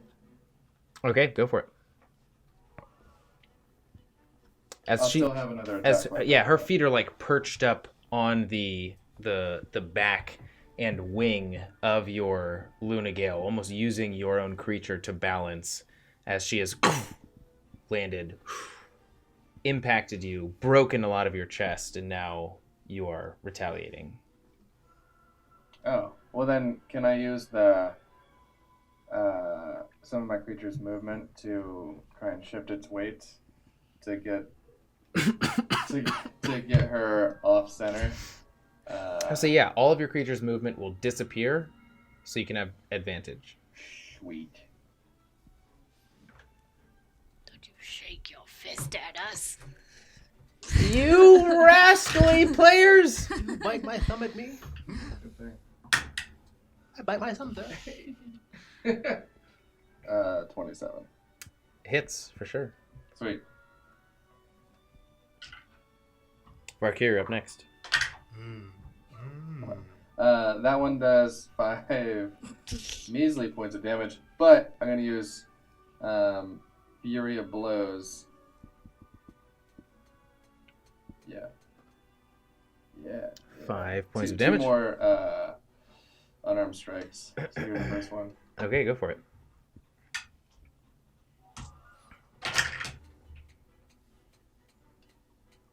Uh, 22 for the first one. And I'd like to use an unarmed natural 20 for the second one. I'd like to also use the open hand technique to try and knock him on his ass. Her on her ass? Yes. Yeah. What does she need to roll or do, or what do you do? Dexterity. Has to be the 15. Just barely is under 15. Sweet. Yeah, she's then prone. Well, let me roll damage. Prone The Koltessa? first one is, or the second one is 12. Points of damage. So 15 total or 17 total. And then the second one is 6. 17, so 23 total points of damage. Sweet. And then after she flies away from me, or just down on the ground, I'm gonna use my last attack to with the sight or the sickle to try and cut the Lunagale free, the Queen Lunagale. Okay, go ahead and roll. Wow, look at that. As her arm is extended, and in your it's still her knuckles are touching your chest. You sort of use your left arm and throw her arm up, tilting her off balance. The Lunagale dips its wing low, shifting her even more off balance, and you take that opportunity to just unleash this impacts across her chest. She's this Koltessa is much less experienced than the one that you... Oh, never mind. Crow never fought Koltessa. This is the first time you're fighting Koltessa. And even in a younger form, she's pretty intimidating. But she doesn't quite match up to the rumors and tales that you have heard about her. As your final blow impacts into her solar plexus and her feet leave, her entire body gets thrown off, and she slams onto the ground below you, taking 4 more points of bludgeoning damage. Sweet. I rolled a 12. Or sorry, 14 for the trying to just barely makes it as you finish the blow. As she's falling off, you see that she's no longer an immediate threat to you. Arc your hand around after you grab your scythe and just slice up on some of the bindings, snapping that. Or actually, roll damage, as these are magical bindings. So for the scythe? Yeah. The sickle? Yes.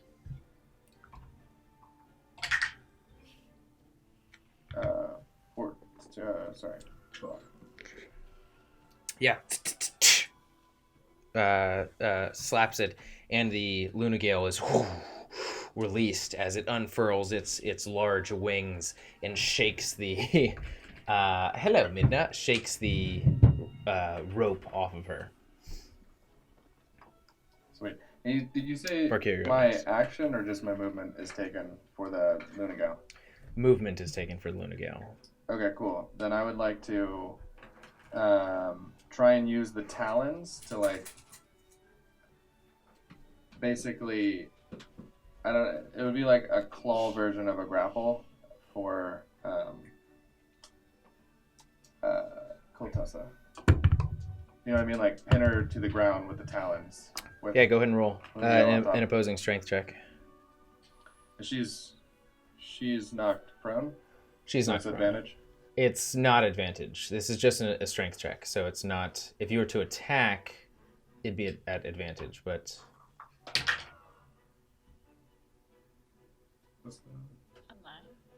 I think it said 4 to strength. It's 13.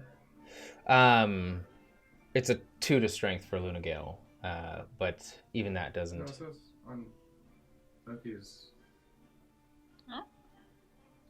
Can you go to the Lunagale? Oh, I'm sorry. You were right. You do add +4 to all attacks. It was a +4. It fails. Just enough. Koltessa rolls high enough to grab the palm of the large talons with her outstretched palm and fingers and just shift it away. It says that she can't take a reaction until her next turn. This is not a reaction. This is just an opposing strength check to grapple. It's like anytime you want to grapple, you have to make an opposing strength check. Okay. And so she's just on the ground. Actually, we'll roll at disadvantage.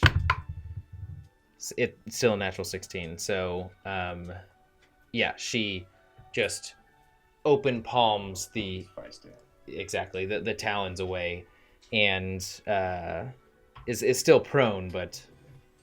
You should recognize. You should recognize how she did that. Like, oh. Okay, can you open that? Isn't the door open? No. He's the next person. So everybody, think about it. Gannon's not going outside. He's going in your room. Oh, okay. Fine then. Is it open though? I would open it. He's getting antsy. I don't want to have an accident somewhere. Slight accident. There you go, Gannon. What? I'm not. Because he's pissed. Oh wow, yeah. There's some string out here. Oh, I was gonna summon you, Midna. Why did you leave? I summon my cat god Midna. That's what I do. The cat god Miduna. Oh, it's my turn. Mm-hmm. Oh, I am going to, for my bonus action, I am going to use, what is it? It's not action, it's second wind. So I'm going to regain 1d10 plus 10 hit points. All right. 17.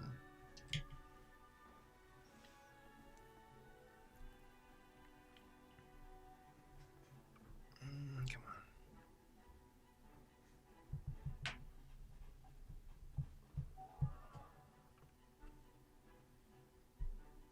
And after that, I am going to try and move out of the circle, like towards Silnephris, basically. Okay. So, towards the numbers. All right. 5, 10, 15, 20, and then you have 10 feet, so you can get just to Silnef. Oh, I'm sorry. So 5, 10, 15, 20. You can get like towards the base of the steps as I'll you are do that. just like pressing your way forward through the barriers. You're leaping through the. There are That's 3 right. attacks of opportunities. Yeah. You're gonna take them? I mean, I guess I have to. Well, actually, hold on a Okay. second. Hold on a second. There's something I have here. Actions. Does a mobile allow you to not? Yeah, something like I don't provoke opportunity attacks from something or something like that. Well, that would be very beneficial here. Mobile, your speed is Although they don't increased look by like 1 to 15. supremely intelligent or powerful creatures, there are 3 of them, and they have Oh, so the only person many that spiky claws. the only person that it affects is probably Maggot Gloom, since I attacked him. Basically, any creature that I have make a melee attack against, I don't provoke opportunity attacks from that creature for the rest of the turn until it's my turn again, basically. So I guess that means The turn has already happened. A turn has happened outside of you attacking him. Attacking go? yeah. It says whether you hit or not, I don't provoke opportunity attacks from that creature. So I guess, fine, whatever. I'll just go. Okay, so then it's just 3. So, 16, 15, fucking 8. So, all 3 of the creatures, as you just now sort of like look around you, see Maggot Gloom, see the book suspended in air with this sort of spilling magic energy out, and you see Silnephris on her own, binded still. You leap forward, dipping under Maggot Gloom's like outstretched hand. He's too slow to react as you see magic sort of start to emanate from his hand and try and lurch after you, but you're just too quick, and you exit the threshold as you hear many sort of lurching and scratching creatures behind you. Do I still have an action? You do still have an action. So I want for my action. But you are 10 feet away from Silnephris. Unfortunately, because as you exited the... Oh, yeah. 10 feet away. So for my action, I guess I'm going to use Healing Hands on myself, where I restore 12 hit points. Okay. There we go. So yeah, it's 12 hit points. There we go. And that will end my turn. Okay.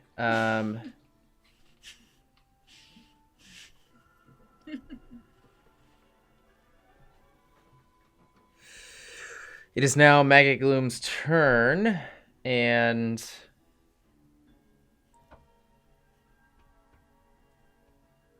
he. Hi.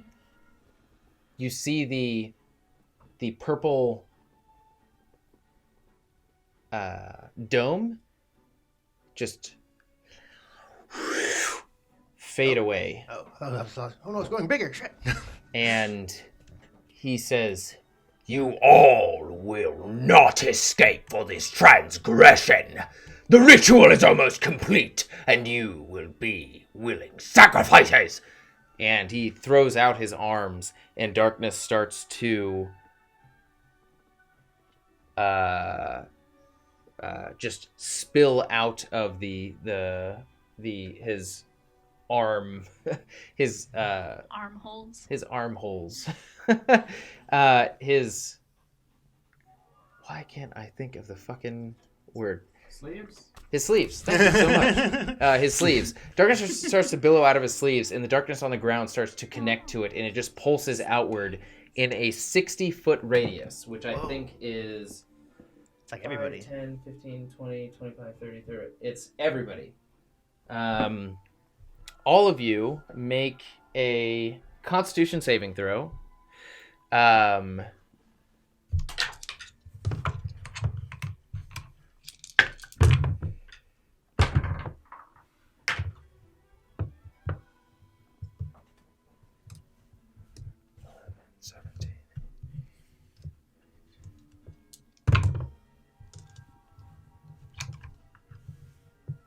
Uh, 29 points of necrotic damage. So I Halved to 14 if you saved. What'd you roll?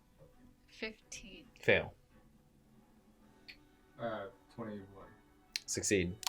So I'm going to use my reaction to actually gain a +4 to the saving throw. So that's an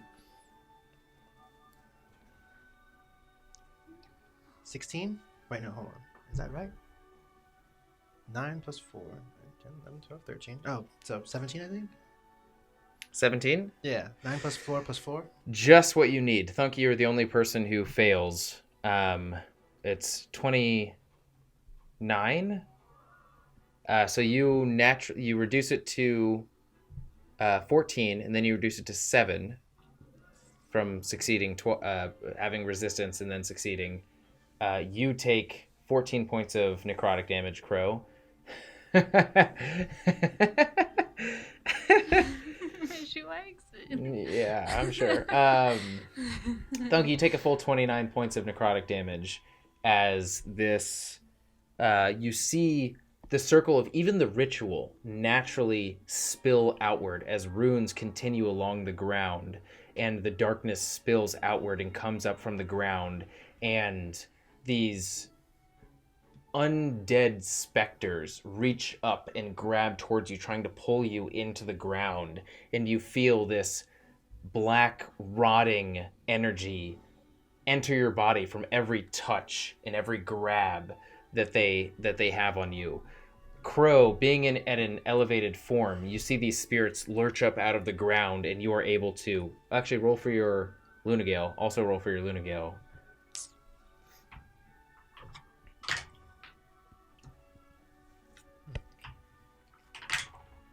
Oh, but yeah, now I can't cast spells until the end of my next turn.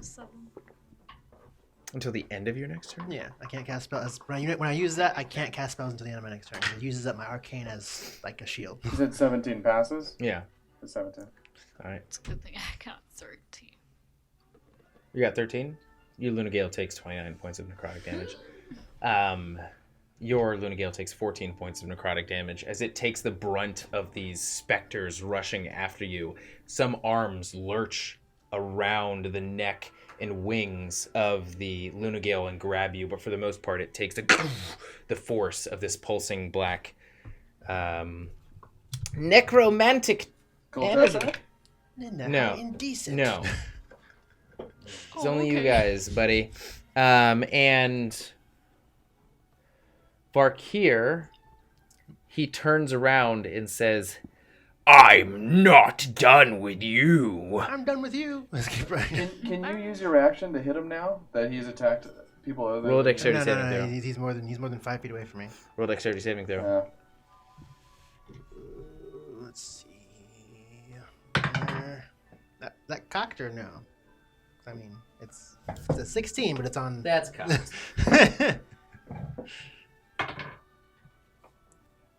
Dexterity Yes. would be what the? Come on. Okay, I can't. can't find where that is.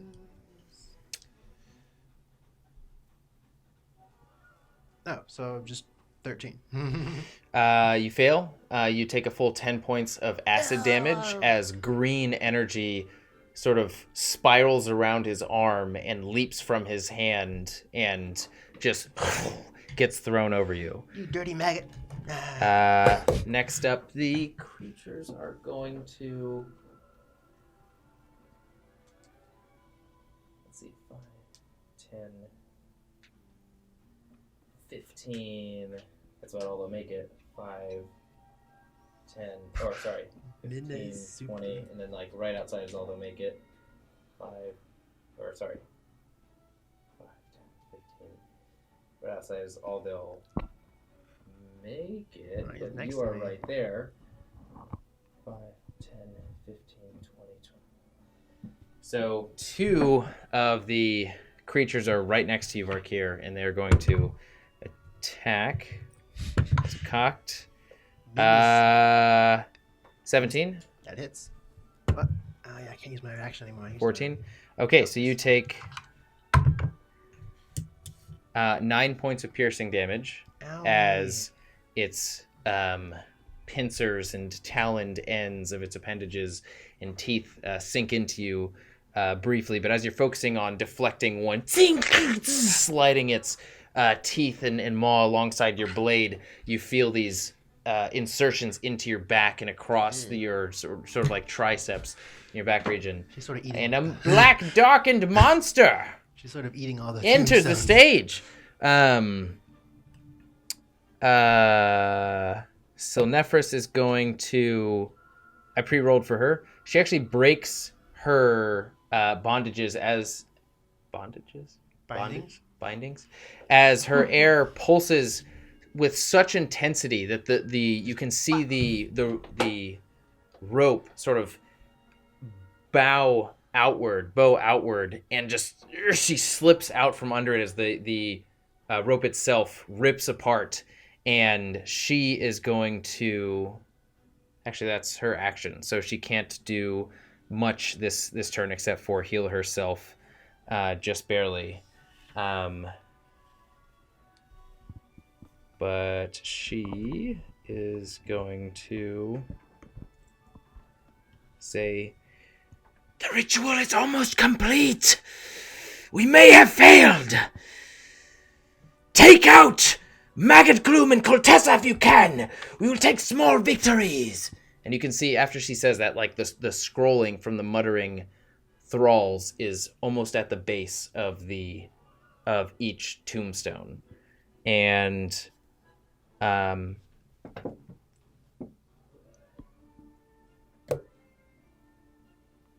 a layer action, you see, Thunky, the center of this well, sort of the blackness billow out and start to coalesce into this wall of dark energy, and like faces are pressing up against and out of the blackness. Hands with clawed ends are pressing out, and Maggot Gloom just like blows it forward and goes, and you hear this wall of screams come after you as a lot of the foliage and dark plant matter is also coalesced in this and is just shifting towards you.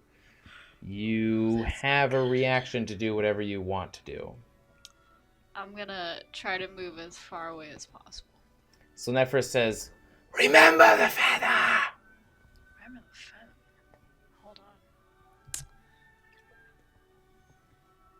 What that feather do? Creates like a wind vortex and also brings life back to certain portions of the floating forest. That one. Can I try to apply that to this mass of grossness and vines? Which that? The bring life back? Sure. Roll an Arcana saving throw.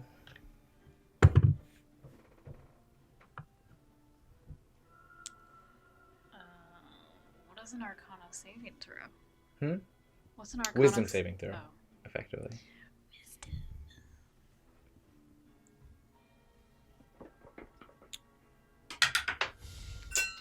Well then. Oh my god. Okay. 16, 25. Okay, as this wall, about 30 feet wide, is only stilled for a split second. Actually, I'm sorry, it's not stilled at all, as the barrier has now fully released, presses towards you. This straight line, about 30 feet high and 30 feet wide, screams rushing at you. You hear Silnefris sort of plead towards you to remember the powers that you can wield, and you harness through. How would you like to sort of like extend your life energy from the feather? Guess I'll hold it in one hand and then just lightly blow on it. Okay, But it's like one of those magical, like slow motion, and then maybe some particles go off of the feather.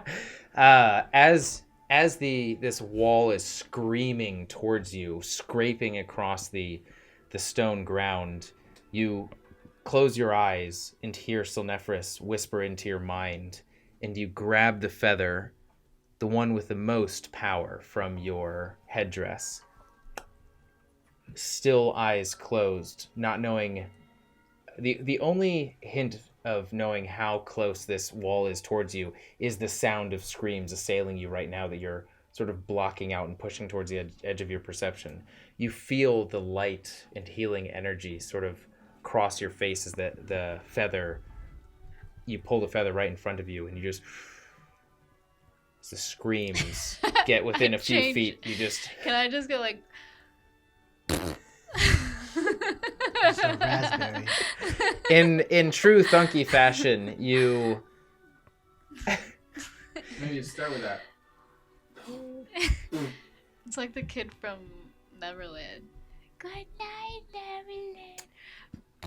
You blow out initially, and you feel this cold darkness crossing and circling your immediate perimeter, and then you open your eyes and you see that there's this giant wall of blackness and screaming faces, and right in front of you there's just been this sort of growth of flowers across the mass of it, and you start to look up and go and you're just blowing this feather's energy just in different Everywhere. speckles and spatters across it, as the wave is having a hard time at the threshold of Thunky for just and crosses past you as this wall about 12 feet high and 6 feet across of vines and flowers and just green foliage have stopped the portion that would have hit you. And you see these faces sort of pressing out from what you had seen before, but they are entirely overgrown and made out of vines, and sort of like flowers are growing across them. And as you take a second look, it just like turns into butterflies and flaps away. It's magical as fuck. Not how I was envisioning it. But I'm glad you're safe. Okay. Throw a wink her way. Koltessa is up now. She's going to use half her movement to get up. And... What? It was maggot. No, that was my reaction. yeah. And she is going to...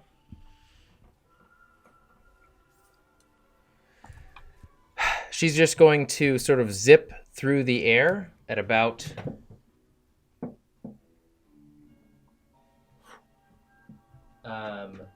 above the landscape. She's going to hold her hand up. The feather sort of flows from the top of her head and stops at a point and hovers at a point about 15 feet above her. And the feather separates into hundreds of different feathers, and she throws her hand down, And again, another 60-foot radius. Everybody make a dexterity saving throw.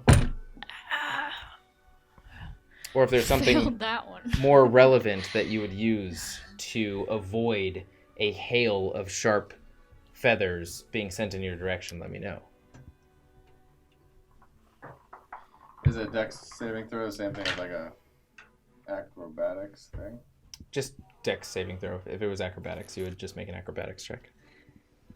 Can I use my intelligence because I am very well known with these feathers, and I knew that that was probably going to happen. No. No, that doesn't make sense. Am I doing a dexterity one? Yeah.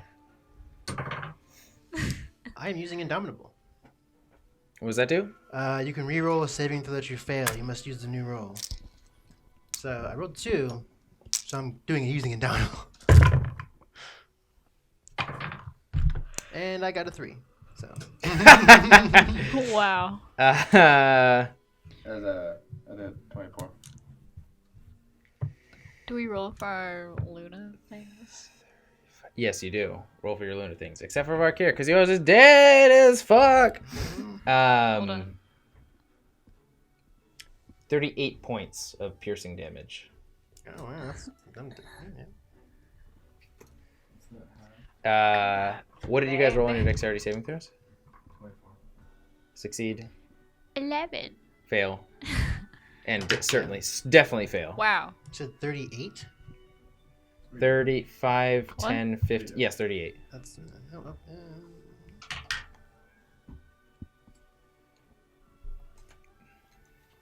At least the bird made it.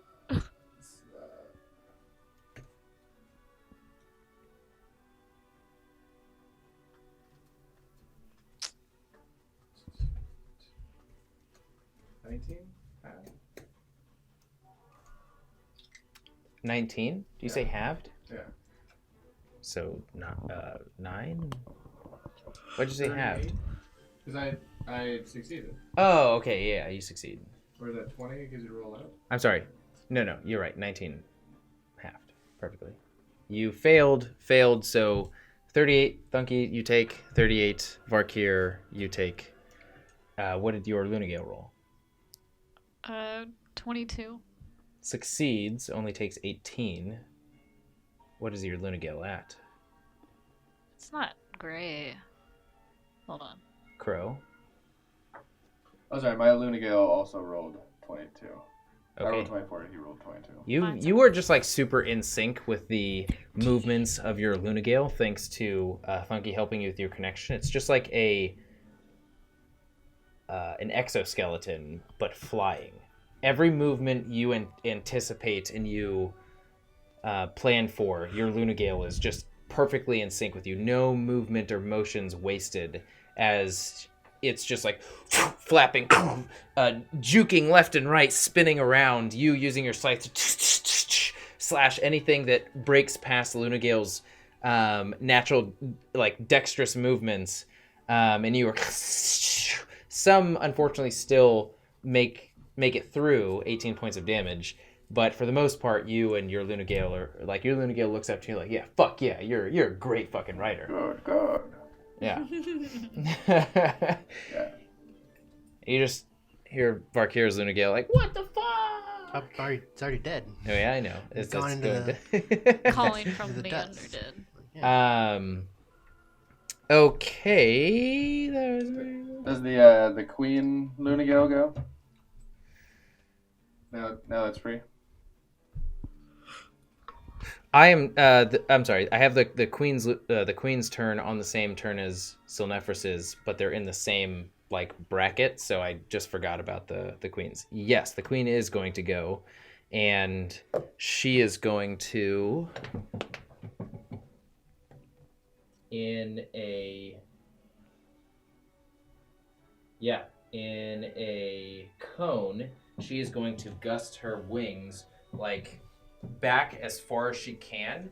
You almost like hear the stretching of appendages, and she releases this torrent of wind that's collected with it this healing growth energy that you've seen Thunky use before, and flowers and vines sort of emanate and grow from her gust in this cone outward. And Koltessa, this creature, how the fuck did this creature? Yeah, this creature and Maggot Gloom all get caught up in it.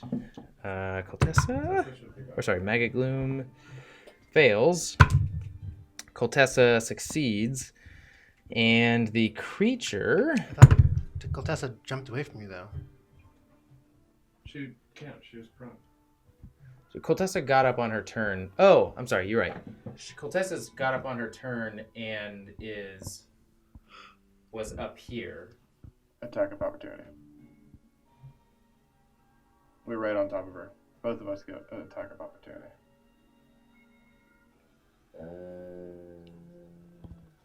She was laying on the ground right in front of us.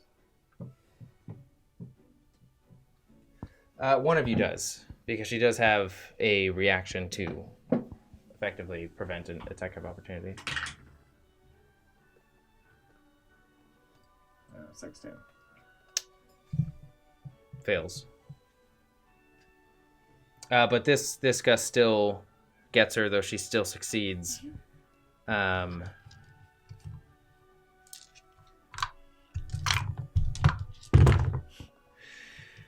11, 12, 15, 17, 20 points of damage. The creature is just the sort of minion creature. Its appendages, you hear this almost hundreds of different snaps as the creature's body goes ragdoll and slides into the abyss in the well as the growth of foliage just pushes it inside. Maggot Gloom takes also 20 points of damage. Did you say the crab gets pushed inside the well, or what got pushed inside? The crab did, yeah. Ah. The crab did, and Maggot Gloom takes 20, and Koltessa takes 10 points of damage, and thank you. That was the Lunagale's turn. As now sort of the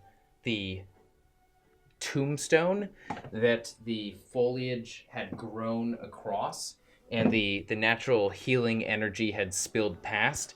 The runes stop in place, and the foliage that was once dead comes back to life as flowers start to curl around, and like chipmunks and birds fly from underneath the vines. Koltessa did her move. Thunky, you're up, then Crow. I'd like to use the feather again and create a wind vortex. A wind vortex. How do you Is that the envision this stream happening? of wind, right? Oh, yes. Yeah, this can just... Let's say this doubles your movement. This will be a bonus action. Huh? Flap your arm. Flap your arm. I'll stick it in my elbow. Go like this, and I'll go like this.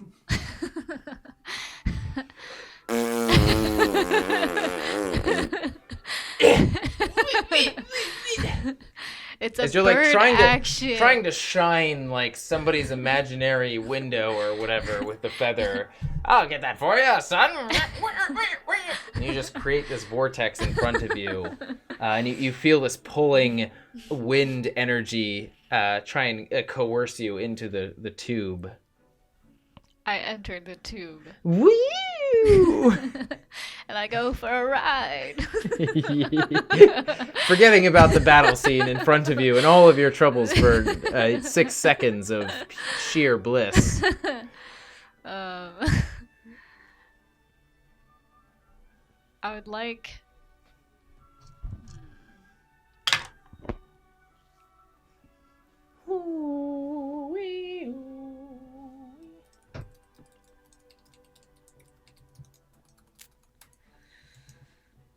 Can the wind vortex move through the bubble, or is it just like there is no hitting more it bubble? Going oh, okay. The bubble has dispersed for Maggot Gloom to effectively be able to cast better in this area, to just try and rid this area of you guys. So activating the wind vortex, was that my action, or you said That was your just bonus bonus action? Yep. All right, cool. I would like to hover in somewhere over here, basically. Okay. And I would like to cast Moonbeam down at Maggot Gloom. Okay. Go for it. So he rolls a Constitution saving throw. What's the DC? 16. Fails. Crow, you're up next. More. What are you looking for? D10s? Just 2 more. Here you go. Thank you.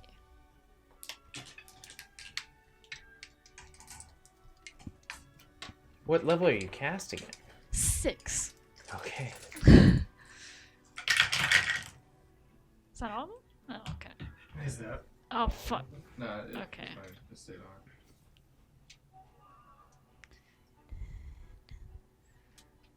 Min is super interested in what you rolled over there. Like, give me those dice. And those people things. Kill them all. What am I doing? So that was 10. Fuck. What was it? Wait, no, that's 40. 35. Okay, thank you. I fucked up. That D20 messed me up. 35. 35. He failed. Okay. Oh, thanks.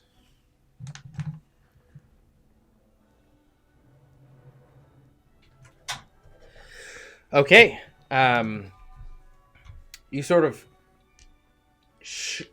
bring down this familiar pillar of lunar energy onto the form of Maggot Bloom. He cannot shake it off in time as you see his form disappear in this pillar of light through this deep welling scream of his.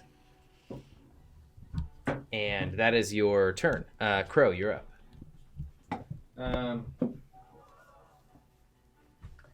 I'm gonna fly over to where all the action's going on, and I'm gonna like motion for the Lunagale to fly over to where Var'Kir is at, and I'm gonna I'm gonna motion for him to tail whip the fuck out of Koltessa first. Okay, so that'll be its action. Go ahead and roll to attack.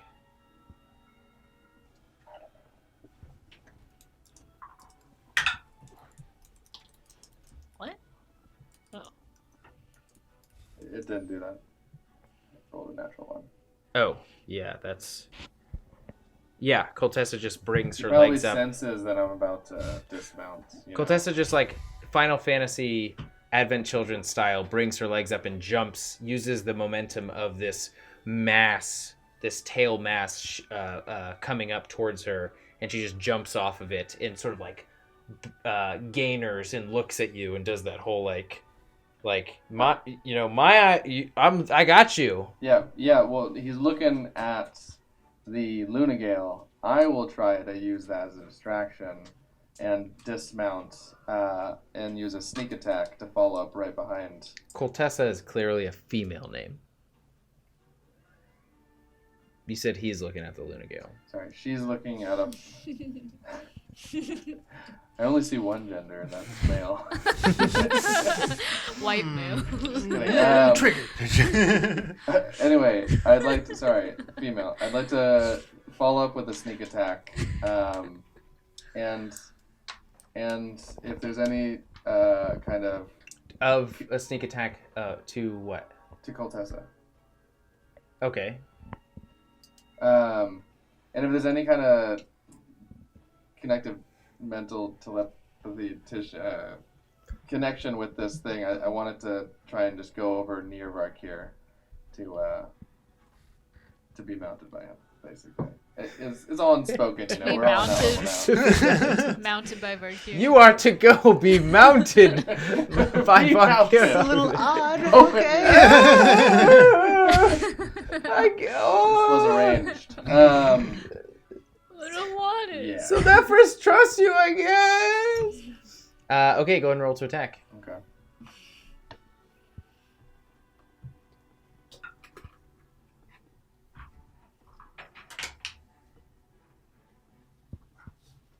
Because the first one misses. It's 2. Var'Kir up next. Hey, the second one is a 26. And, Hits. So So as the you on top of the Lunagale sails towards Koltessa initially, and it arcs up and towards her form as it's preparing to gain her and bat her with its tail. She uses that opportunity to bring in her legs, jump off of it, and you let go of the Lunagale, grab its fur, and start climbing up and crawling up using your both of your legs and both of your arms as you're speedily ascending towards Koltessa using your Lunagale's form. You appear from the side of its tail as you leap off of the mass of this Lunagale, and you're coming with your scythe? no, just my fist. Coming Well, with two- your two fist. fists. Coming with your fist. The first one, is it the first or the second one that attacked? I think it's the second one, right? Well, I mean, I'd like to honestly have this play out because the first one was a 1, like in Game of Thrones with Arya and the Night King. That's what I was thinking. Like you throw your first fist towards her, and she moves her head out of the way and grabs in between your roots and headbutts you. No damage is done. This is more sort of exactly cinematic. Headbutts you. You play more dazed than you actually are, and round your second fist and impact right into her solar plexus. Can she roll a Constitution saving throw? Because I'm gonna try to stunning strike her with that. Yeah. Since I landed. Natural 15. Damn. All right. Can you Is it use more- Constitution saving throw? How? Yeah. What's your DC? How close was that? It was 14. How Yeah. close? No, Is there Can I use more than one key strike or key point in one move? Yes. Or one turn? Then I would like to then follow up with another round of Fury Blows and try to get another open hand technique on her if they connect. Okay, go for it. Roll to attack. Var'Kir, they're about 20 feet in the air above you. Oh, that Koltessa. In between 15 and 20 feet, yeah. 15 and 25. 15 misses, 25 hits. Sweet. Okay, and then can she roll a dex save? Same thing. That's trying not to, what you want her to roll, but yes. Who? Trying to knock her down. Actually, I'm sorry. What does she need to can I roll try for to the knock dex her save? back, not down? It's a strength save. If you had, back where? Which way is back for you? Is that? towards the Sorry, center? back. It's 15 feet towards the whole area. So I'm trying to knock her into and around gloom, maggot gloom. Okay, This so area. what is the move that she made a saving throw against? It was an open hand technique. What does that mean? It means like it's almost like a punch but with an open hand and trying to like shove her. Okay. Yeah, you move, especially with the unexpected presence out from behind your Lunagale. She didn't expect you to jump at her. Miss the first one. Impact her solar plexus with the second one as after she headbutts you, taking her off guard. Your second attack sort of glances off her shoulder, and your third attack glances off her shoulder. Your fourth attack, you bring in all of your fingers at the top of your, like, curl them in and thrust out your palm, hitting her right underneath her chin. And she rolled a natural 1. So she is thrust away from you. I would say 15 feet in any direction that you want. Yeah, I mean, I'd like her to go right in the direction of maggot gloom. Yeah, okay. She will, with a natural 1. Then she's also affected by the moonbeam. The moonbeam! Did she pass through it? What is it? 16. What is the saving throw? 16. She rolled a 14. I'm saying, what is What? the Constitution? Oh yeah, Dexterity? Constitution. She fails. Go ahead and roll damage. And she takes 15 points of damage from the unarmed strikes. Did you do stunning strike or did you do like?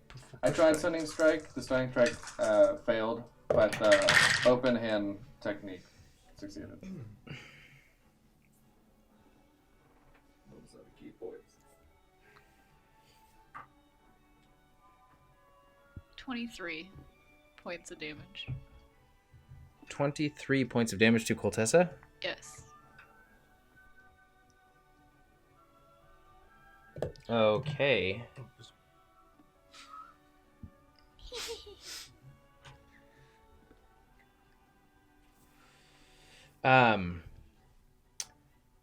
In this exchange of blows where she's right up in front of you, as your last one connects, your arm almost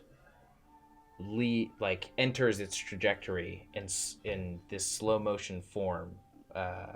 Instance happens between you and Koltessa, and as your knuckles connect and lurch her head upward, her eyes lock into yours, and she says, "You know what is scary?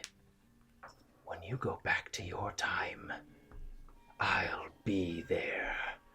And she arcs, and you hear as you see this almost like this pillar of blue energy, of shifting energy, enter the moonbeam, as though she was disintegrated, but there was another effect that you couldn't quite put your finger on. And Koltessa is... Wait, she's still there? You see her silhouette shift and turn into thousands of different particles and get thrown into the effective moonbeam. Could I say like, this has happened before? She's escaping again. Didn't you do that last time? You just were like, bye. Yeah, like right before she was Yeah, dead. like bolted out. Like, dang it. Son of a bitch. Yeah.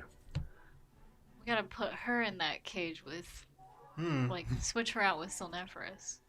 Yeah. She's gone. We don't see her anymore. You don't see her anymore now. We've lost Koltessa again.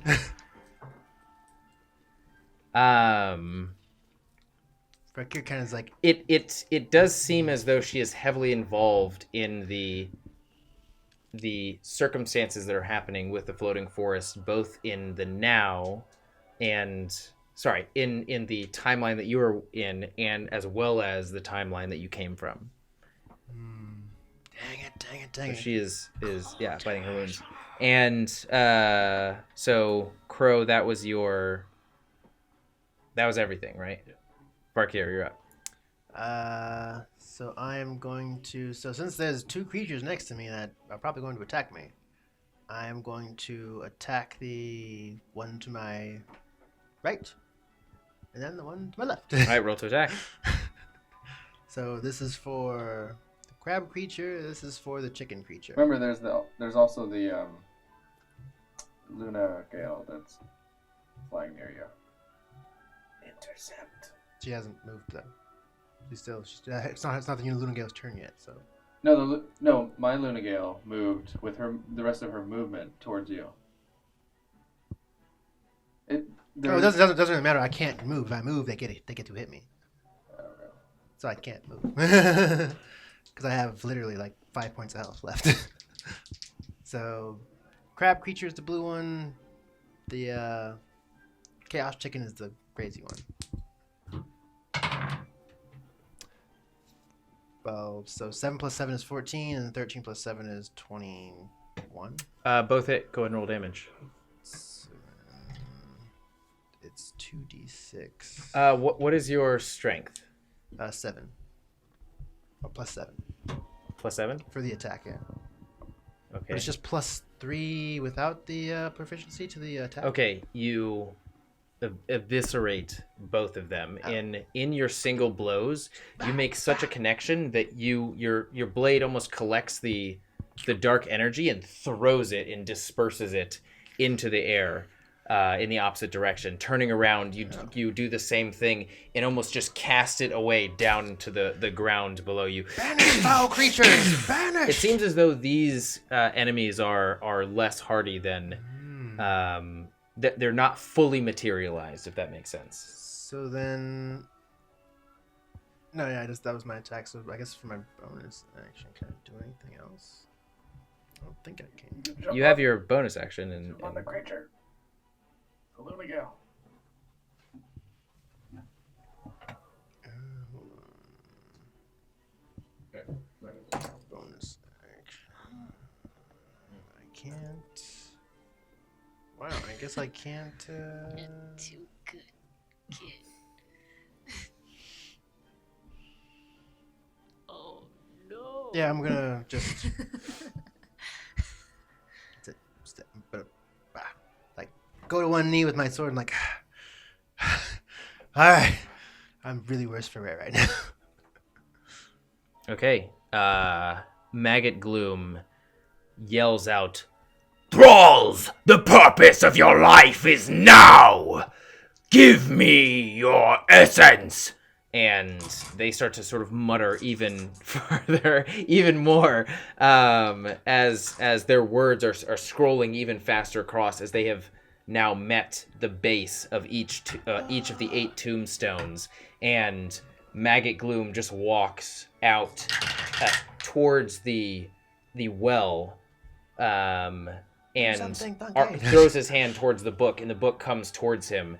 His form starts to, you start to see sort of it bulb outward underneath his robes, getting larger, more bulbous as he shifts out. Another appendage shifts out of his neck as it gets larger and connects to this more bulbous form.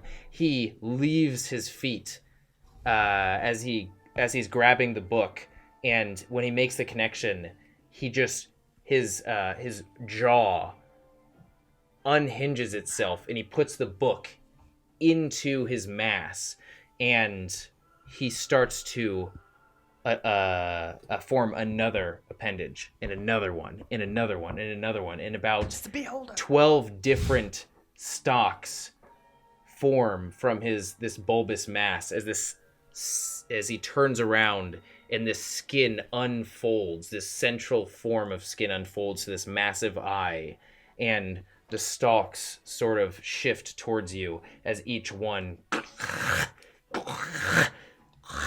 forms its own eye, and Maggot Bloom has now consumed the book and has now become a beholder.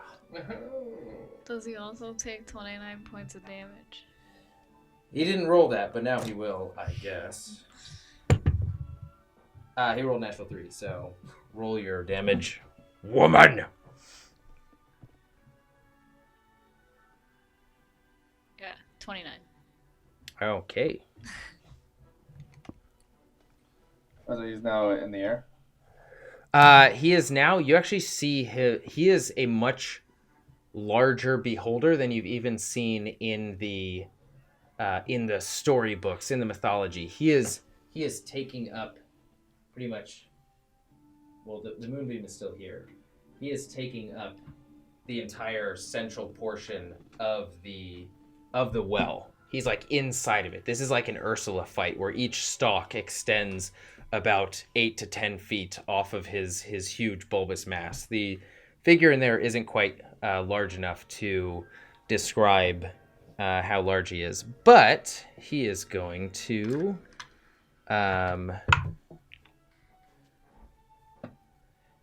hold on. Man, I did not think a fight would take so long. But wrong I was.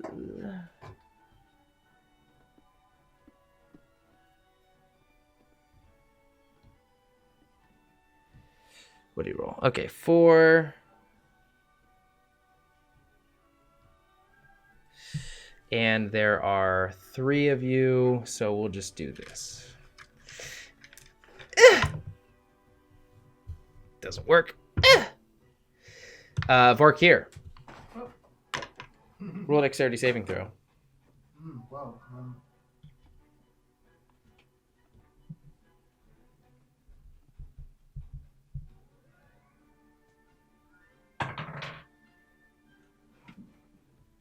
So I am going to use Arcane Deflection as an action as well. So Is this a magical... Arcane Deflection is any what is it? Yeah, when you're hit by an attack or you fail a saving throw, you can get as a reaction you can gain +2 bonus to your AC or +4 bonus to the saving throw. Is this a spell or... No, just a reaction. Did you fail? I don't know. I don't know if I failed. I rolled low enough that I think I failed, so I added +4, so now it's an 18. All right, I will let you have this one because this effectively removes your reaction. So It removes my reaction. Well, that's actually, no, I'm sorry, I can't give this to you. Yeah, it removes your reaction. You failed. It's a 16 dexterity saving throw. Your speed is halved, and you can't take reactions, and you can only take an action or a bonus action. You can repeat the saving throw. I can't move. You can move half of your speed. I'm sorry. Yeah, you can move half of your speed. So this beam pulses into you from one of its many eye stalks, and you go from to like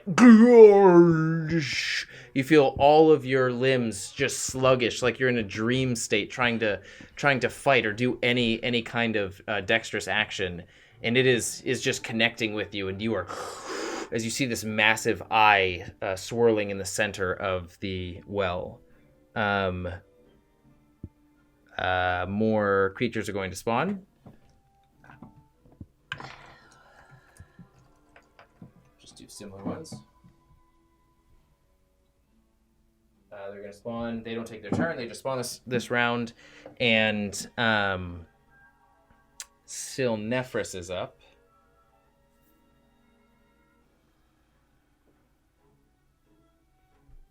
And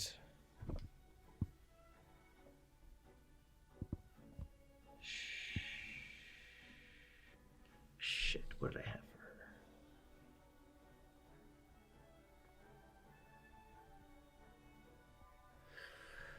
her?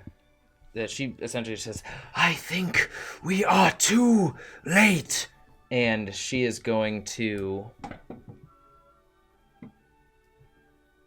just try and send this sort of like tornado ripping across the stone floor, bringing in the mist inside of the tornado, and she's just gonna push towards it. It's gonna make a dexterity saving throw. It makes a natural 20, so somehow you just see it like spin around, and the stalks sort of like spin with it and just juke the tornado to the side. And the Lunagale is going to go up. The Queen of Lunagale is going to go up and just, Mistress, I will take care of it. And it's going to try and pelt it with its tail. Hits. For 18 points of bludgeoning damage.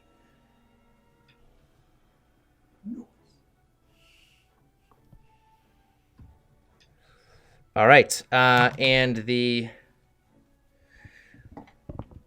everybody roll a strength saving throw or a wisdom saving throw.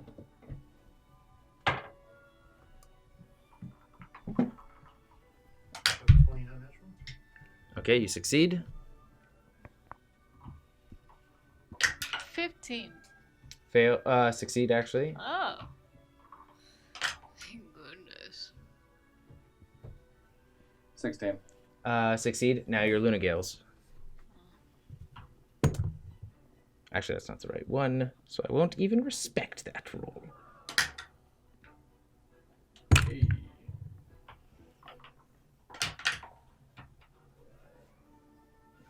I succeed that shit. Well, Yeah.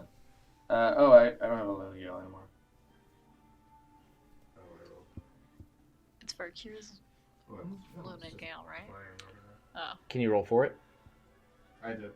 Well, It rolled a. What's the. I think 10? I think it's 8. I think it failed. 8. What'd you roll? 26. 26. For your Luna Gale as well.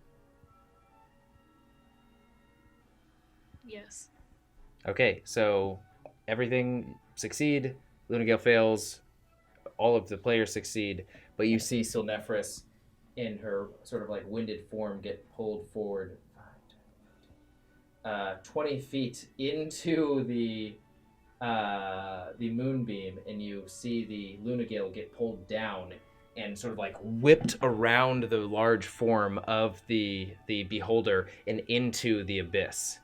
Go ahead and roll damage. But It why? fails. Go ahead and roll damage.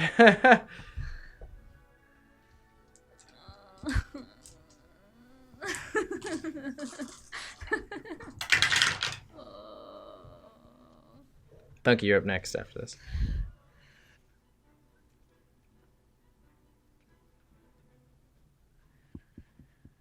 $33. That's like the highest it's been. You hear this, this No, you go 35. this spiritual wind-formed scream from Silnefris. What was the damage? You said 33? 33. Yeah. But halved. Why? Because we're friends. Yeah, the friendship shield. The circle of friendship will bind us. You're up next. The moon Uh, circle of friendship. Yeah, but that takes up a whole action. I think. I think you can move it on a bonus action, can't you? Let me read it again.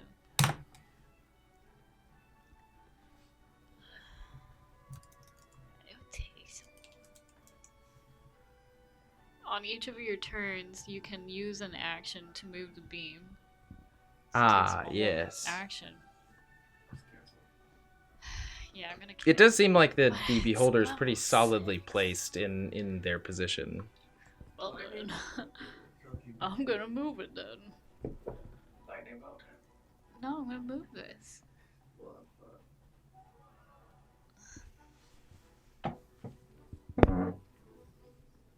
I move that there.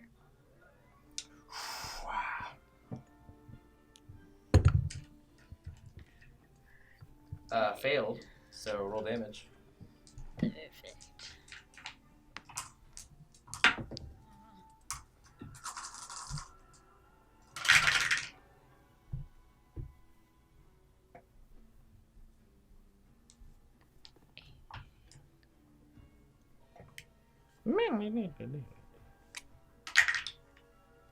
$29.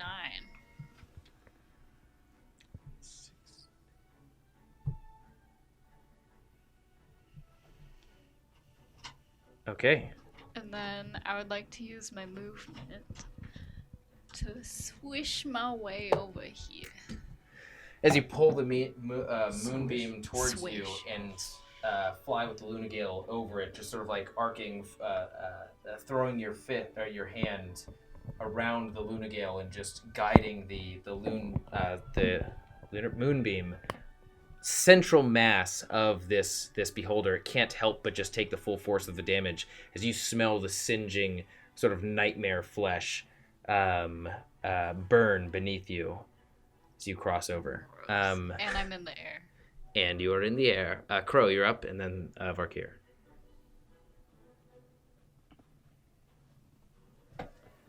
I'm gonna grab both my sickles and run towards the that well, and then jump off the well at the. Yeah, that's fine. Jump at the. Yep. Jump at the beholder, and try to stick my sickles in it. Okay, go ahead and roll to attack. I would say add advantage because it's not moving. It seems pretty solidly in place right here. Can I, if it's at advantage, can I try and go for its eye then? Yes, it will add 2 to its AC though. Yeah, that's fine. Okay. You should also roll a Constitution saving throw. But is it if you end your turn in the moonbeam, or if you just go into the moonbeam? If you start your go turn into it. and go in. Oh. I was about to say, if you just pass right through, you should be fine. What do I gotta beat? A 16. I did. How much damage do I take? 41. Good roll, okay? It really was a good roll. Fucking roll. It was a very hold good on. roll. I think I gotta do some math now.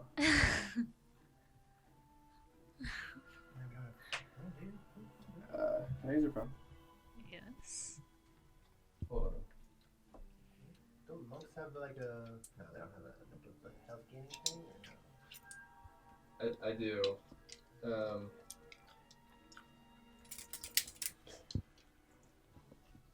Can uncanny dodge do anything? It just says when an attacker hits you. It doesn't say whether it's a spell or anything like that. Maybe I can try and if it's coming down from the top, I can grab onto it and pull I it to would block my say body. you can, because you see it, it's a familiar attack of one of your allies, and you know what you're getting into. You are prepared, and you can uncanny dodge. I would say you sort of as you are leaping towards it, you pull your cape around you, and you do this sort of gainer B twist as the cape is pulled into the air to shield the mass or the bulk of the moonlight energy coming towards you, and you use your other arm to sort of slash it underneath the semi protection of the cape. You'll take half damage, but 20 points. because that's uncanny dodge. Thank God. Okay.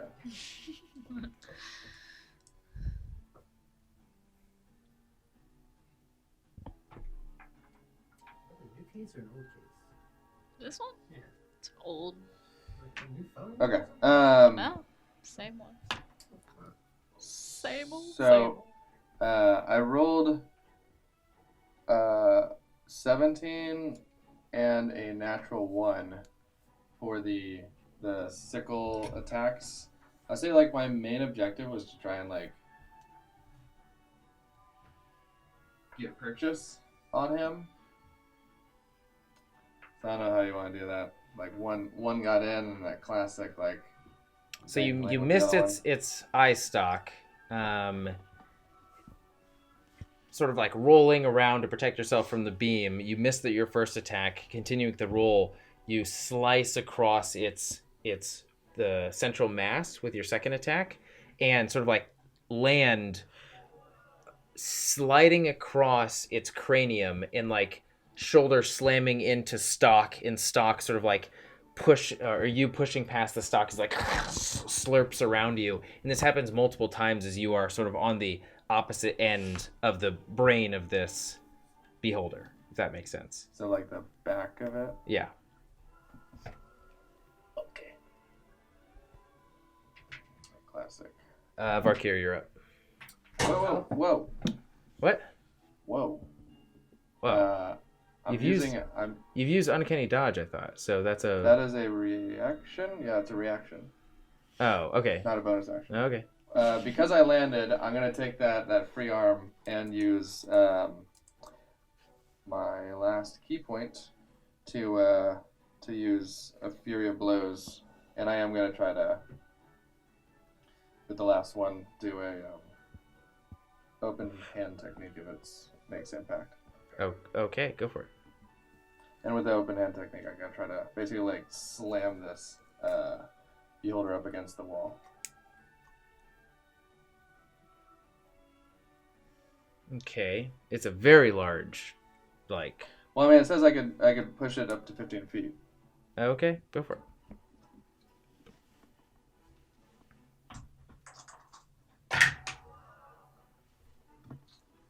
It's not natural 20 and natural 20. Sorry, Both not hit. natural 21. Both hit. Go for it. Sweet. So 12 for the first one. A natural 20 is just max damage, right? It's like roll your natural damage and then just double it. Oh, sure. Roll my natural damage? Yeah.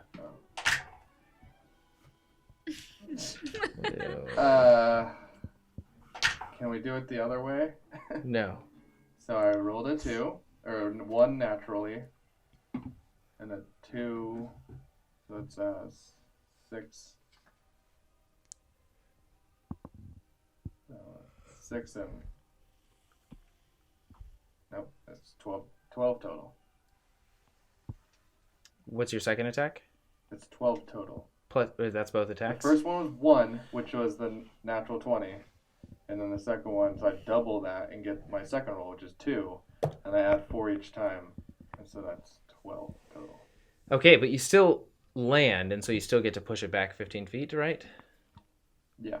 So you take your sickle, and as you sort of like spin around and gain purchase and lift yourself up on the top, feet sort of sinking into the fleshy mass of this beholder, an eye beam starts to look at you, and you start to see this energy well up in its eye, and you leap forward at it, slicing down, carving halfway through the stalk, and then you use your palm to press your scythe down farther, doing the 6 damage at first, and then the extra 6 damage, pushing it down, and then you take your palm back once more and thrust it down again, forcing a lot of key energy out of the central portion of your palm, and you feel the mass lurch forward and slam into the sides of the well. And it'll take an additional... With my D8... Take an additional 4 points of bludgeoning damage. Var'Kir, now you're up. Played out what happened. Actually, I'm sorry. Roll a... And I rolled for this ahead of time. Roll a dexterity saving throw, Crow.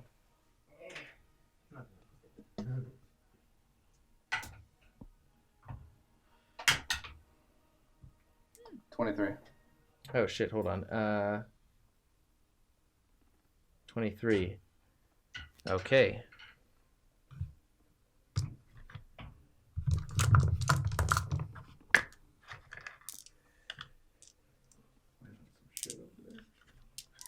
You don't know about that.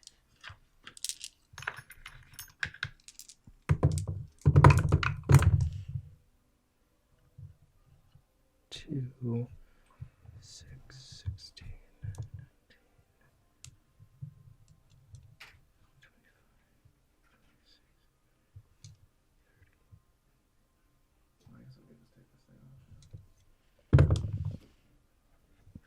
But I'm on it.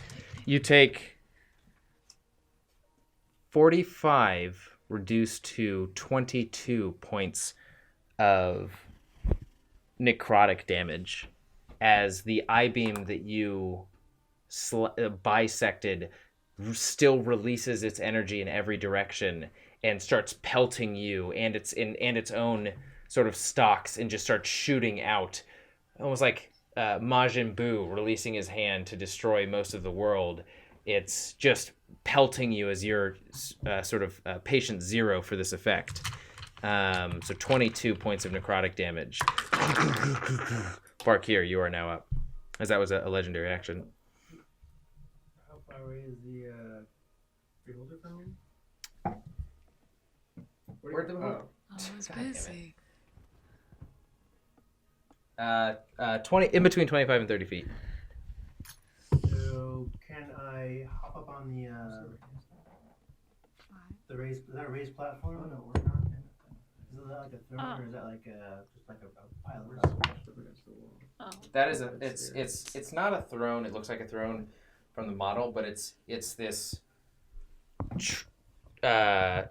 this platform that's raised up in the shape of a triangle. It's got sort of like arcing, curling stone tendrils that are arcing from each corner and pointing inside. Are there any like rocks or like rubble on there that's like a 3-pound stone or something like that? From Silnephros's sort of exchange of wind and everything else, there are a few different pieces of rubble on it. So what I'd like to do is I could go on that platform, turn around so I'm facing the beholder, kind of take my greatsword and like lay it flat, almost like a railgun, and put one of those stones on top of it and use catapult to sort of aim at the beholder. Oh my god, that's gonna be like near useless, isn't it? Okay, go ahead and roll. Go roll your damages. It's gonna be near useless. I mean, I didn't think catapult was very effective as an attacking move. Oh, well, I'm not using catapult. I'm using firebolt. So instead, my blade heats up and firebolt. Okay, go ahead and roll damage. It's +5 to hit. Oh shit, no!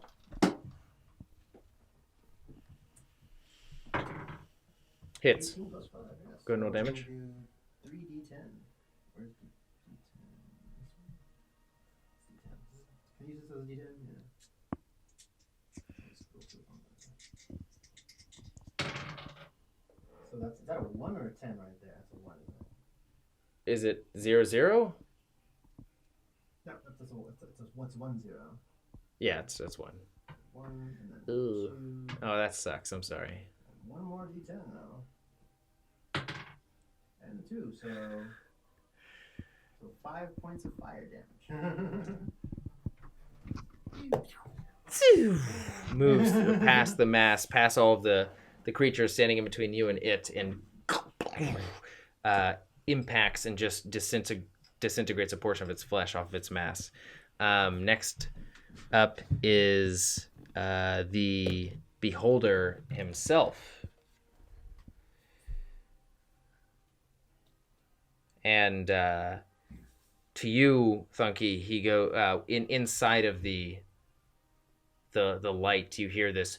You are the antithesis of all of my ideals. Suffer! And another stalk shoots out towards you. Roll a dexterity saving throw.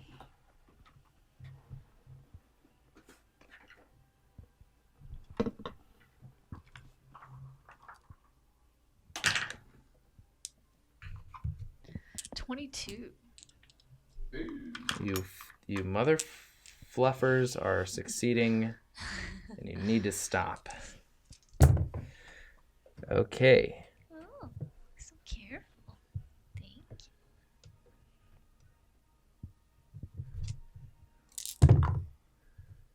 you.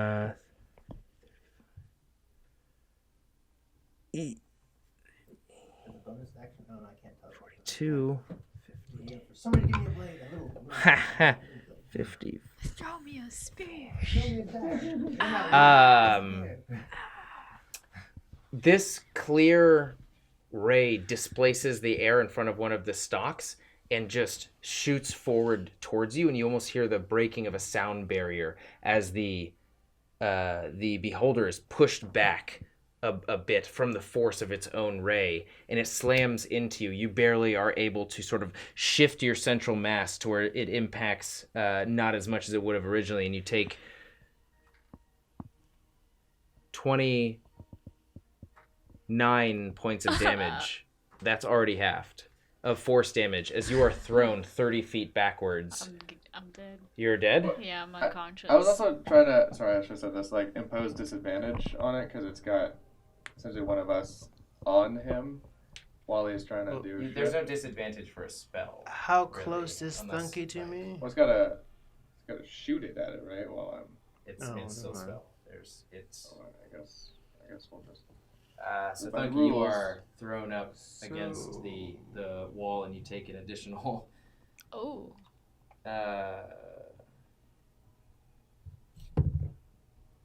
5 points of bludgeoning damage. I mean, I'm already out.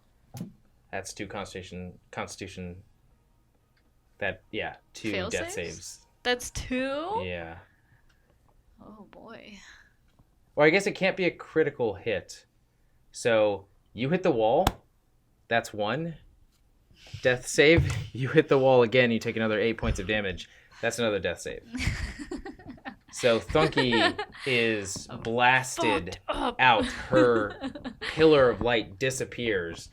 Crow, you feel a mild bit of reprieve, but your mechanical, whatever it is that keeps you running, heart stops for a brief moment as your view sees Thunky's lifeless form slam onto the ground, and this gout of blood just spill out from her, and her breathing is almost slowed. Same with you, Var'Kir, seeing this beam just pulse outward of the wilting at this point, sort of like bleeding. this huge mouth of this bulbous beholder is and The only person who can heal actually just died, so Yeah, and I was planning on mass curing wounds. you didn't do it early enough. I know. Probably should have done that. No, I mean, like, on my next turn, I was about to. I was like, yeah, well, I'm here, probably gonna and die I this can do turn, everyone. so. Crow, and another stalk aims towards you.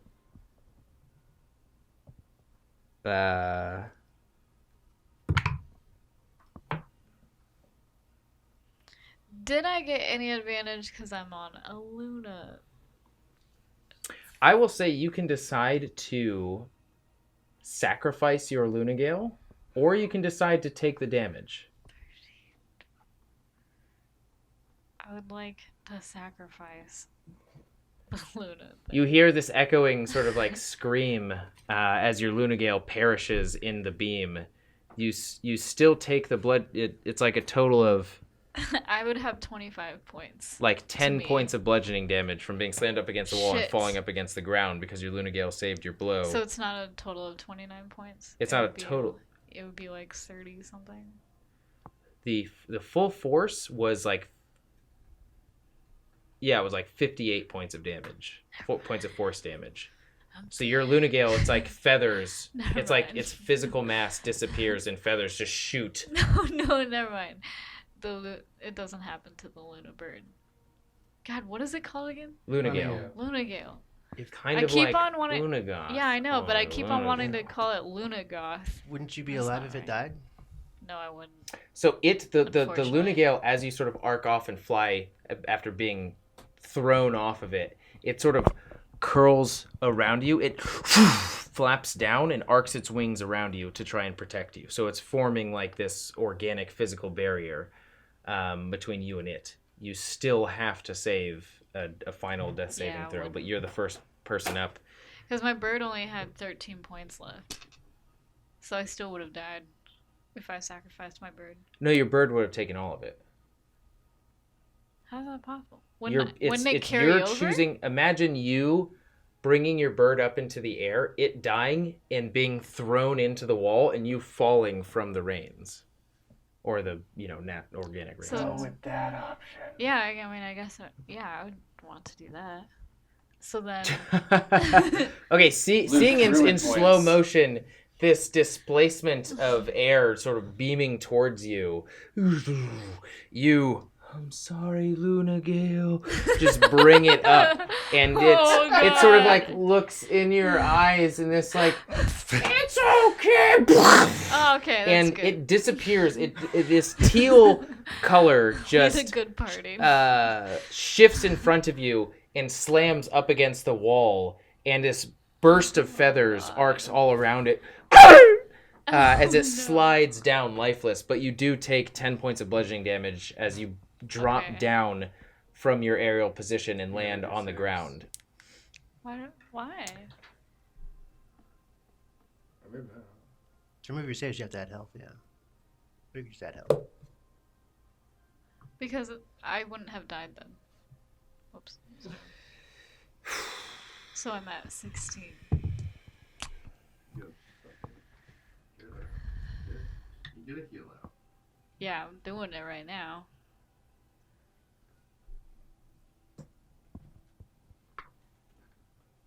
Hey, I'm not dead. What's the range on that? It's 60 feet. You have any more movement? Yeah, I should have movement. I haven't used any. I'm going to.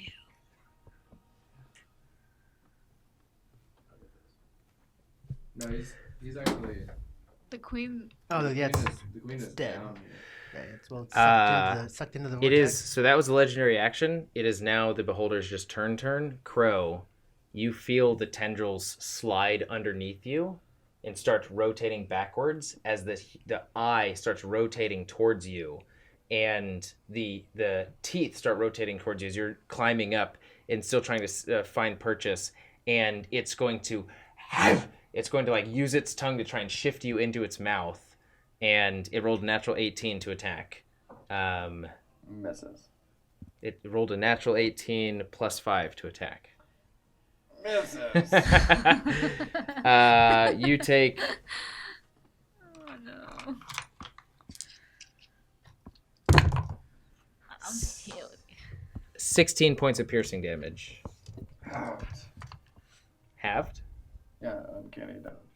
You already used Uncanny Dodge once this turn. You no longer have a reaction. That's how it works. You only have one reaction per turn. 16 points of piercing damage as it crunches into the wooden sinew of your legs. Well, then it crunches into a limp body. Are you dead now? Yeah. Oh, crap. Well, I mean, I'm unconscious. Okay, Thunky slamming onto the ground. You see the large mass rotate up and bite Crow as Crow is fighting and reaching its limbs out to try and force its way out of its mouth. And then Crow's form just lays on top of its mass, and the Beholder is still chomping. Like Attack on Titan. The creatures go now, and Slonefris and the other person never went. What So we're going happens to in attack the some other efforts. campaign if we all die here? They're all converging on Silt. Actually, this one's going to. But Slonefris, I thought she Go never towards went. you. She never went. She did go last time. Oh, She did this gust like gale that the Beholder surpassed or beat its saving throw. So one's going to attack you, Var'Kir. 18. You take 10 points of piercing damage. It's very accurate. Silnefris is going to take both hits. She takes Oh, we're all about to be down now. 18 points of piercing damage. We're next. And Silnefris is like her wind is leaving her body and then sort of quickly coming back and trying to keep her up in her physical form active, but she's like and with each breath this gust of wind comes out, but she's looking bad. She's looking very bad. But so like everybody is looking in an equal state, including the Beholder. Creatures go. The lair action is the Lunagale is up now as well, and it's going to fly out and attack the Beholder. Definitely makes it. Beholder takes 21 points of bludgeoning damage.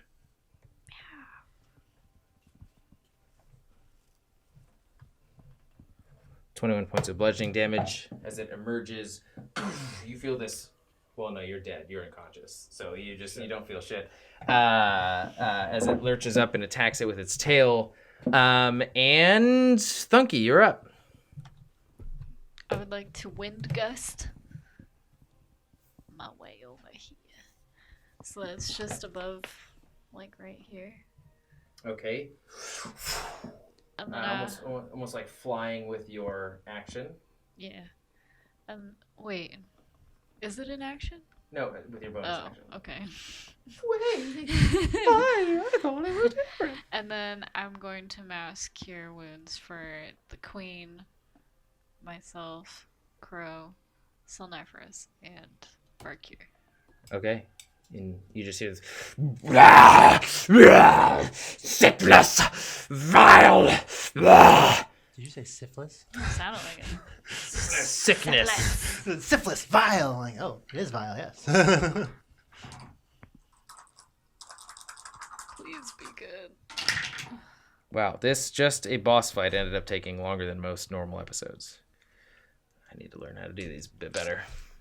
Everybody gets 12 points. 12 points back, yeah! I thought the boss was Koltessa, and then this thing came out. Bro, you're up. Does that I mean shouldn't that have we used like all of my You major were up. spells. like revived? You are revived, but you are still...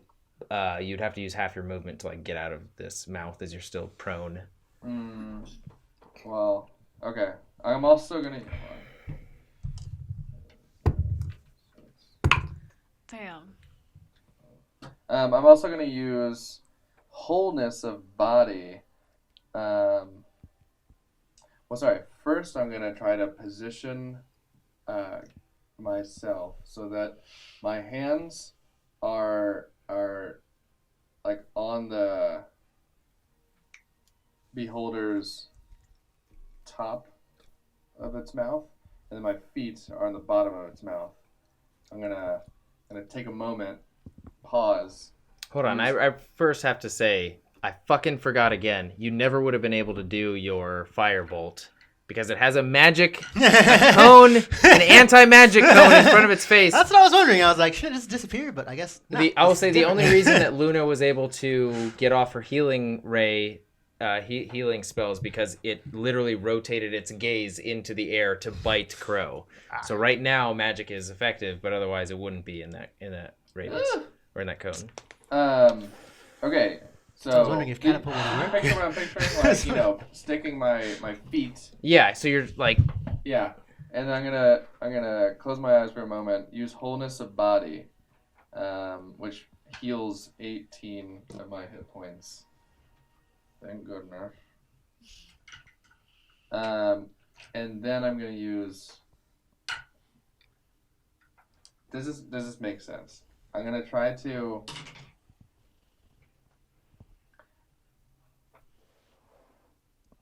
use Step of Wind to double my jump distance and basically try to double the damage of me trying to like push, like break its jaw with my feet. Okay. I do have very strong legs. You recall. Go ahead and... Yeah. Well, I mean, I don't know what to even your roll for pistol... damage, Your... That thing broke off. Yeah. Okay, go ahead and roll an opposing strength check at advantage. I'll even say, like, I get my shoulder under there rather than my arm because I have one bum arm. Go ahead and roll an opposing strength check at advantage.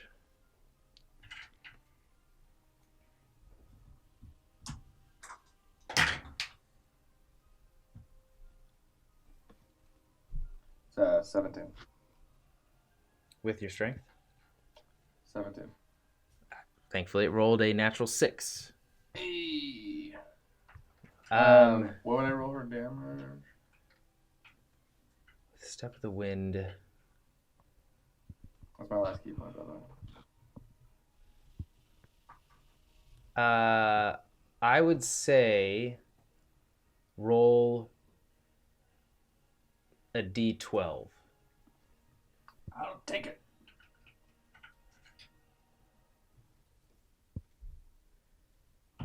And as it's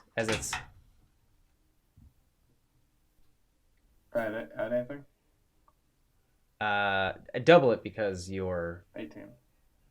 okay. How do you want to do this? I'm gonna rip his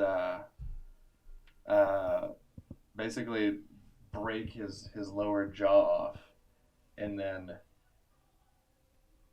if that doesn't start like taking him down, then I would love to stick a sickle in his eye and just slash it as deep as I can. Can I get 2 attacks? You sort of press your hands, you grab its 2 largest teeth with your hands, and you put your feet, the heels of your feet, into the gaps in between its lowest jaw, and you just hear this, and you feel this damp press of wind against you, and as you breathe out and concentrate, and you feel this you create this healing energy to sort of grow the sinews back in your limbs and fortify your own body and strength. You just thrust your arms in front of you and your legs. You extend them as far as you can, and you feel this. You hear this from the side of its mouth as its jaw gets unhinged and loose, and before it sort of falls naturally, you jump out and grab in like the ribbing underneath its inside of its mouth. You grab its ribbing and slice up and through its eye. It sort of like pierces underneath its mouth through its eye cavity, and as this goopy liquid just spills over you, and you take 2 points of acid damage as you imagine these eyes are more poisonous and evil than you could possibly imagine, as it just spills over you, and you hear these like small screams. But your vision clarifies, and you can see through its eye, and as it's sort of like rotating, you can see your teammates and Thunky billowing out her own healing energy towards everybody around you. Silnephris sort of poised to attack once again, and looking hopeful as she looks into your eyes as the creature's now falling, and you climb your way out as the stalks are waving past you, and darkness is now consuming you. You have a reaction to get out. What do you do? I'm going to use sleight of hand to try and break off a tooth, one of the biggest teeth. Okay.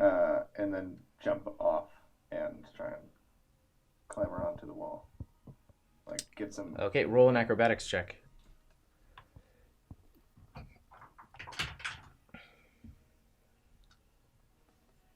18. Yeah, I would say you have one fully preserved tooth, and you grab onto the edge just before the last distance that you could reach, and the beholder is just falling lifeless, disappearing into the darkness below, not even screaming, as it died when you ripped its jaw open, and the book has died with it, and the mist is still spilling inside. The ritual has been completed as the last of the rune inscription has left the base, and the thralls fall lifeless towards the ground. What do you guys do? Kill the rest of the animals that are there. Okay, they're easily enough. Each one only had 1 hit point. You just sort of like wade into them, finding renewed vigor in the death of what was the most dangerous creature on the battlefield, just dipping under, slashing him in between their claws, throwing out another firebolt towards them. Silnephris pushing one and just pulping its entire body with its wind, and she grabs onto the Lunagale as well, and says, "I do not know where the blue witch went, although I fear we will all encounter her at some point in the future." We encounter her 237 days. No, I'm sorry. have no reason to doubt this. Sadly, they completed their ritual. The floating forest will slowly spiral downwards. Darkness and nightmares will take over. My land as I know it will be no more. Can I go up to this beholder-looking thing? Can I see this book? The book that's in it? The beholder fell into the abyss. There is no more beholder. There is no more book. But in the future, he's just sitting halfway in it. You have... There may be differences this time around. Then I guess all right. Yes. And Sinefris continues. I will watch over this forest and ensure that nobody else enters. No innocent bystanders. We will try and keep the darkness at bay. And you hear the queen of the Lunagales speak up as well. And we will assist. We will give our lives to make sure that this land takes as little damage and that innocents do not fall prey to its nightmares. And Sinefris goes again. My power is yours. The threat may have succeeded, but the individuals behind it are gone. Present her with the feather.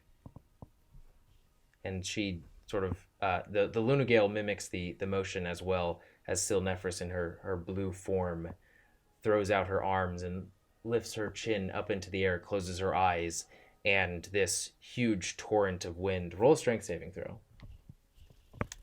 Probably kill me. While they're doing that, can I pick up Koltessa's chain? You never said you picked it back up. Yeah, go for it. 11. You do take 4 points of Thank goodness. bludgeoning damage, and you're sort of like, as you are holding the feather up, and the balls of your feet are pressed into the stone. They're being pushed and scraped across as you're pushed a few feet, as this gust of wind is just circling around you and slapping you and pushing your shoulders left and right, but you can feel it slowly. The energy recedes and enters fully into the feather. And with a last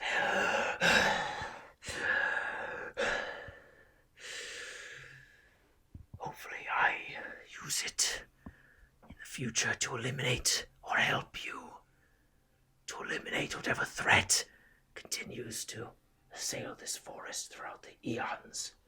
I just want to warn you. It. If a guy named Fabian Wild shows up, avoid him. Kill him. I fear I may fall prey to something more powerful than this Fabian that you speak of. Crap. We change the future now. Koltessa is not destroyed. She may come back. And as soon as her last sentence ends, you feel that cold sensation permeate from the feather through your fingers again, and the wind again is almost blowing through you, taking your molecules, atoms, and essence, and almost shifting it in certain ways. And it's exactly what you felt coming into this land. And you maybe have like Can a I few yell more one sentences. more thing? Yeah. Bye, I guess. This was fun. Grab Koltessa's chain and stuff him I'm assuming I come with them. Yes, you do. also, As you're can I take a Lunagale feather as well? Like, hey, roll Lunagale. a sleight of hand check. Nah, 4. For I just did a tuft of whatever. Like, oh, you sorry. hear this scream as you pull a handful of feathers, and it's just like bloody feathers come with you. Let's go, guys. Let's go. I can do anything.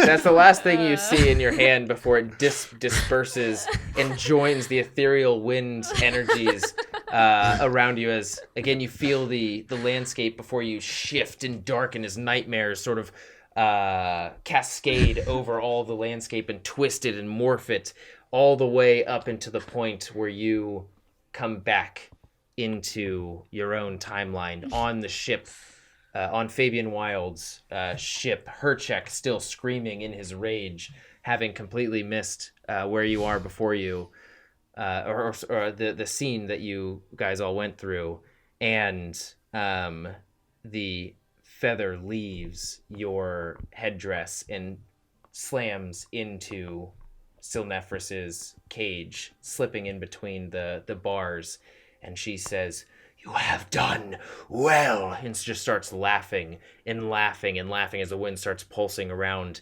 and picking up the entire deck, and like barrels and twine and rope is just sort of like shifting and billowing outward, and Fabian looks towards her as though something is immensely wrong. And this is where we will pick up next time on Assassins and Dragons in the main campaign. I'm not sure what they changed. Maybe they are. Just laughed. Why would no? Okay, never mind. She laughed in this empowering. Okay, good. I was about to be like, oh crap, not Koltessa. Probably Koltessa. Yeah, that's what I was thinking. Screw Koltessa. We gave her the goddamn feather of power. No, she laughed in this more like empowering, like I have it now. Okay, good. Sensation. And that is where we'll pick up next time. Thank you for enduring this huge 3+ hour boss fight. I certainly need to plan these out a bit better, but 2 boss fights. Who knows? I thought it was going to take an hour. What? If only our players had done a bit better. That's what I blame. The signs were in front of them the whole time. But anyway, thank you for watching, Assassins. As always, until fate next brings us together. And never stop playing role-playing games. Unless medical murder, yeah.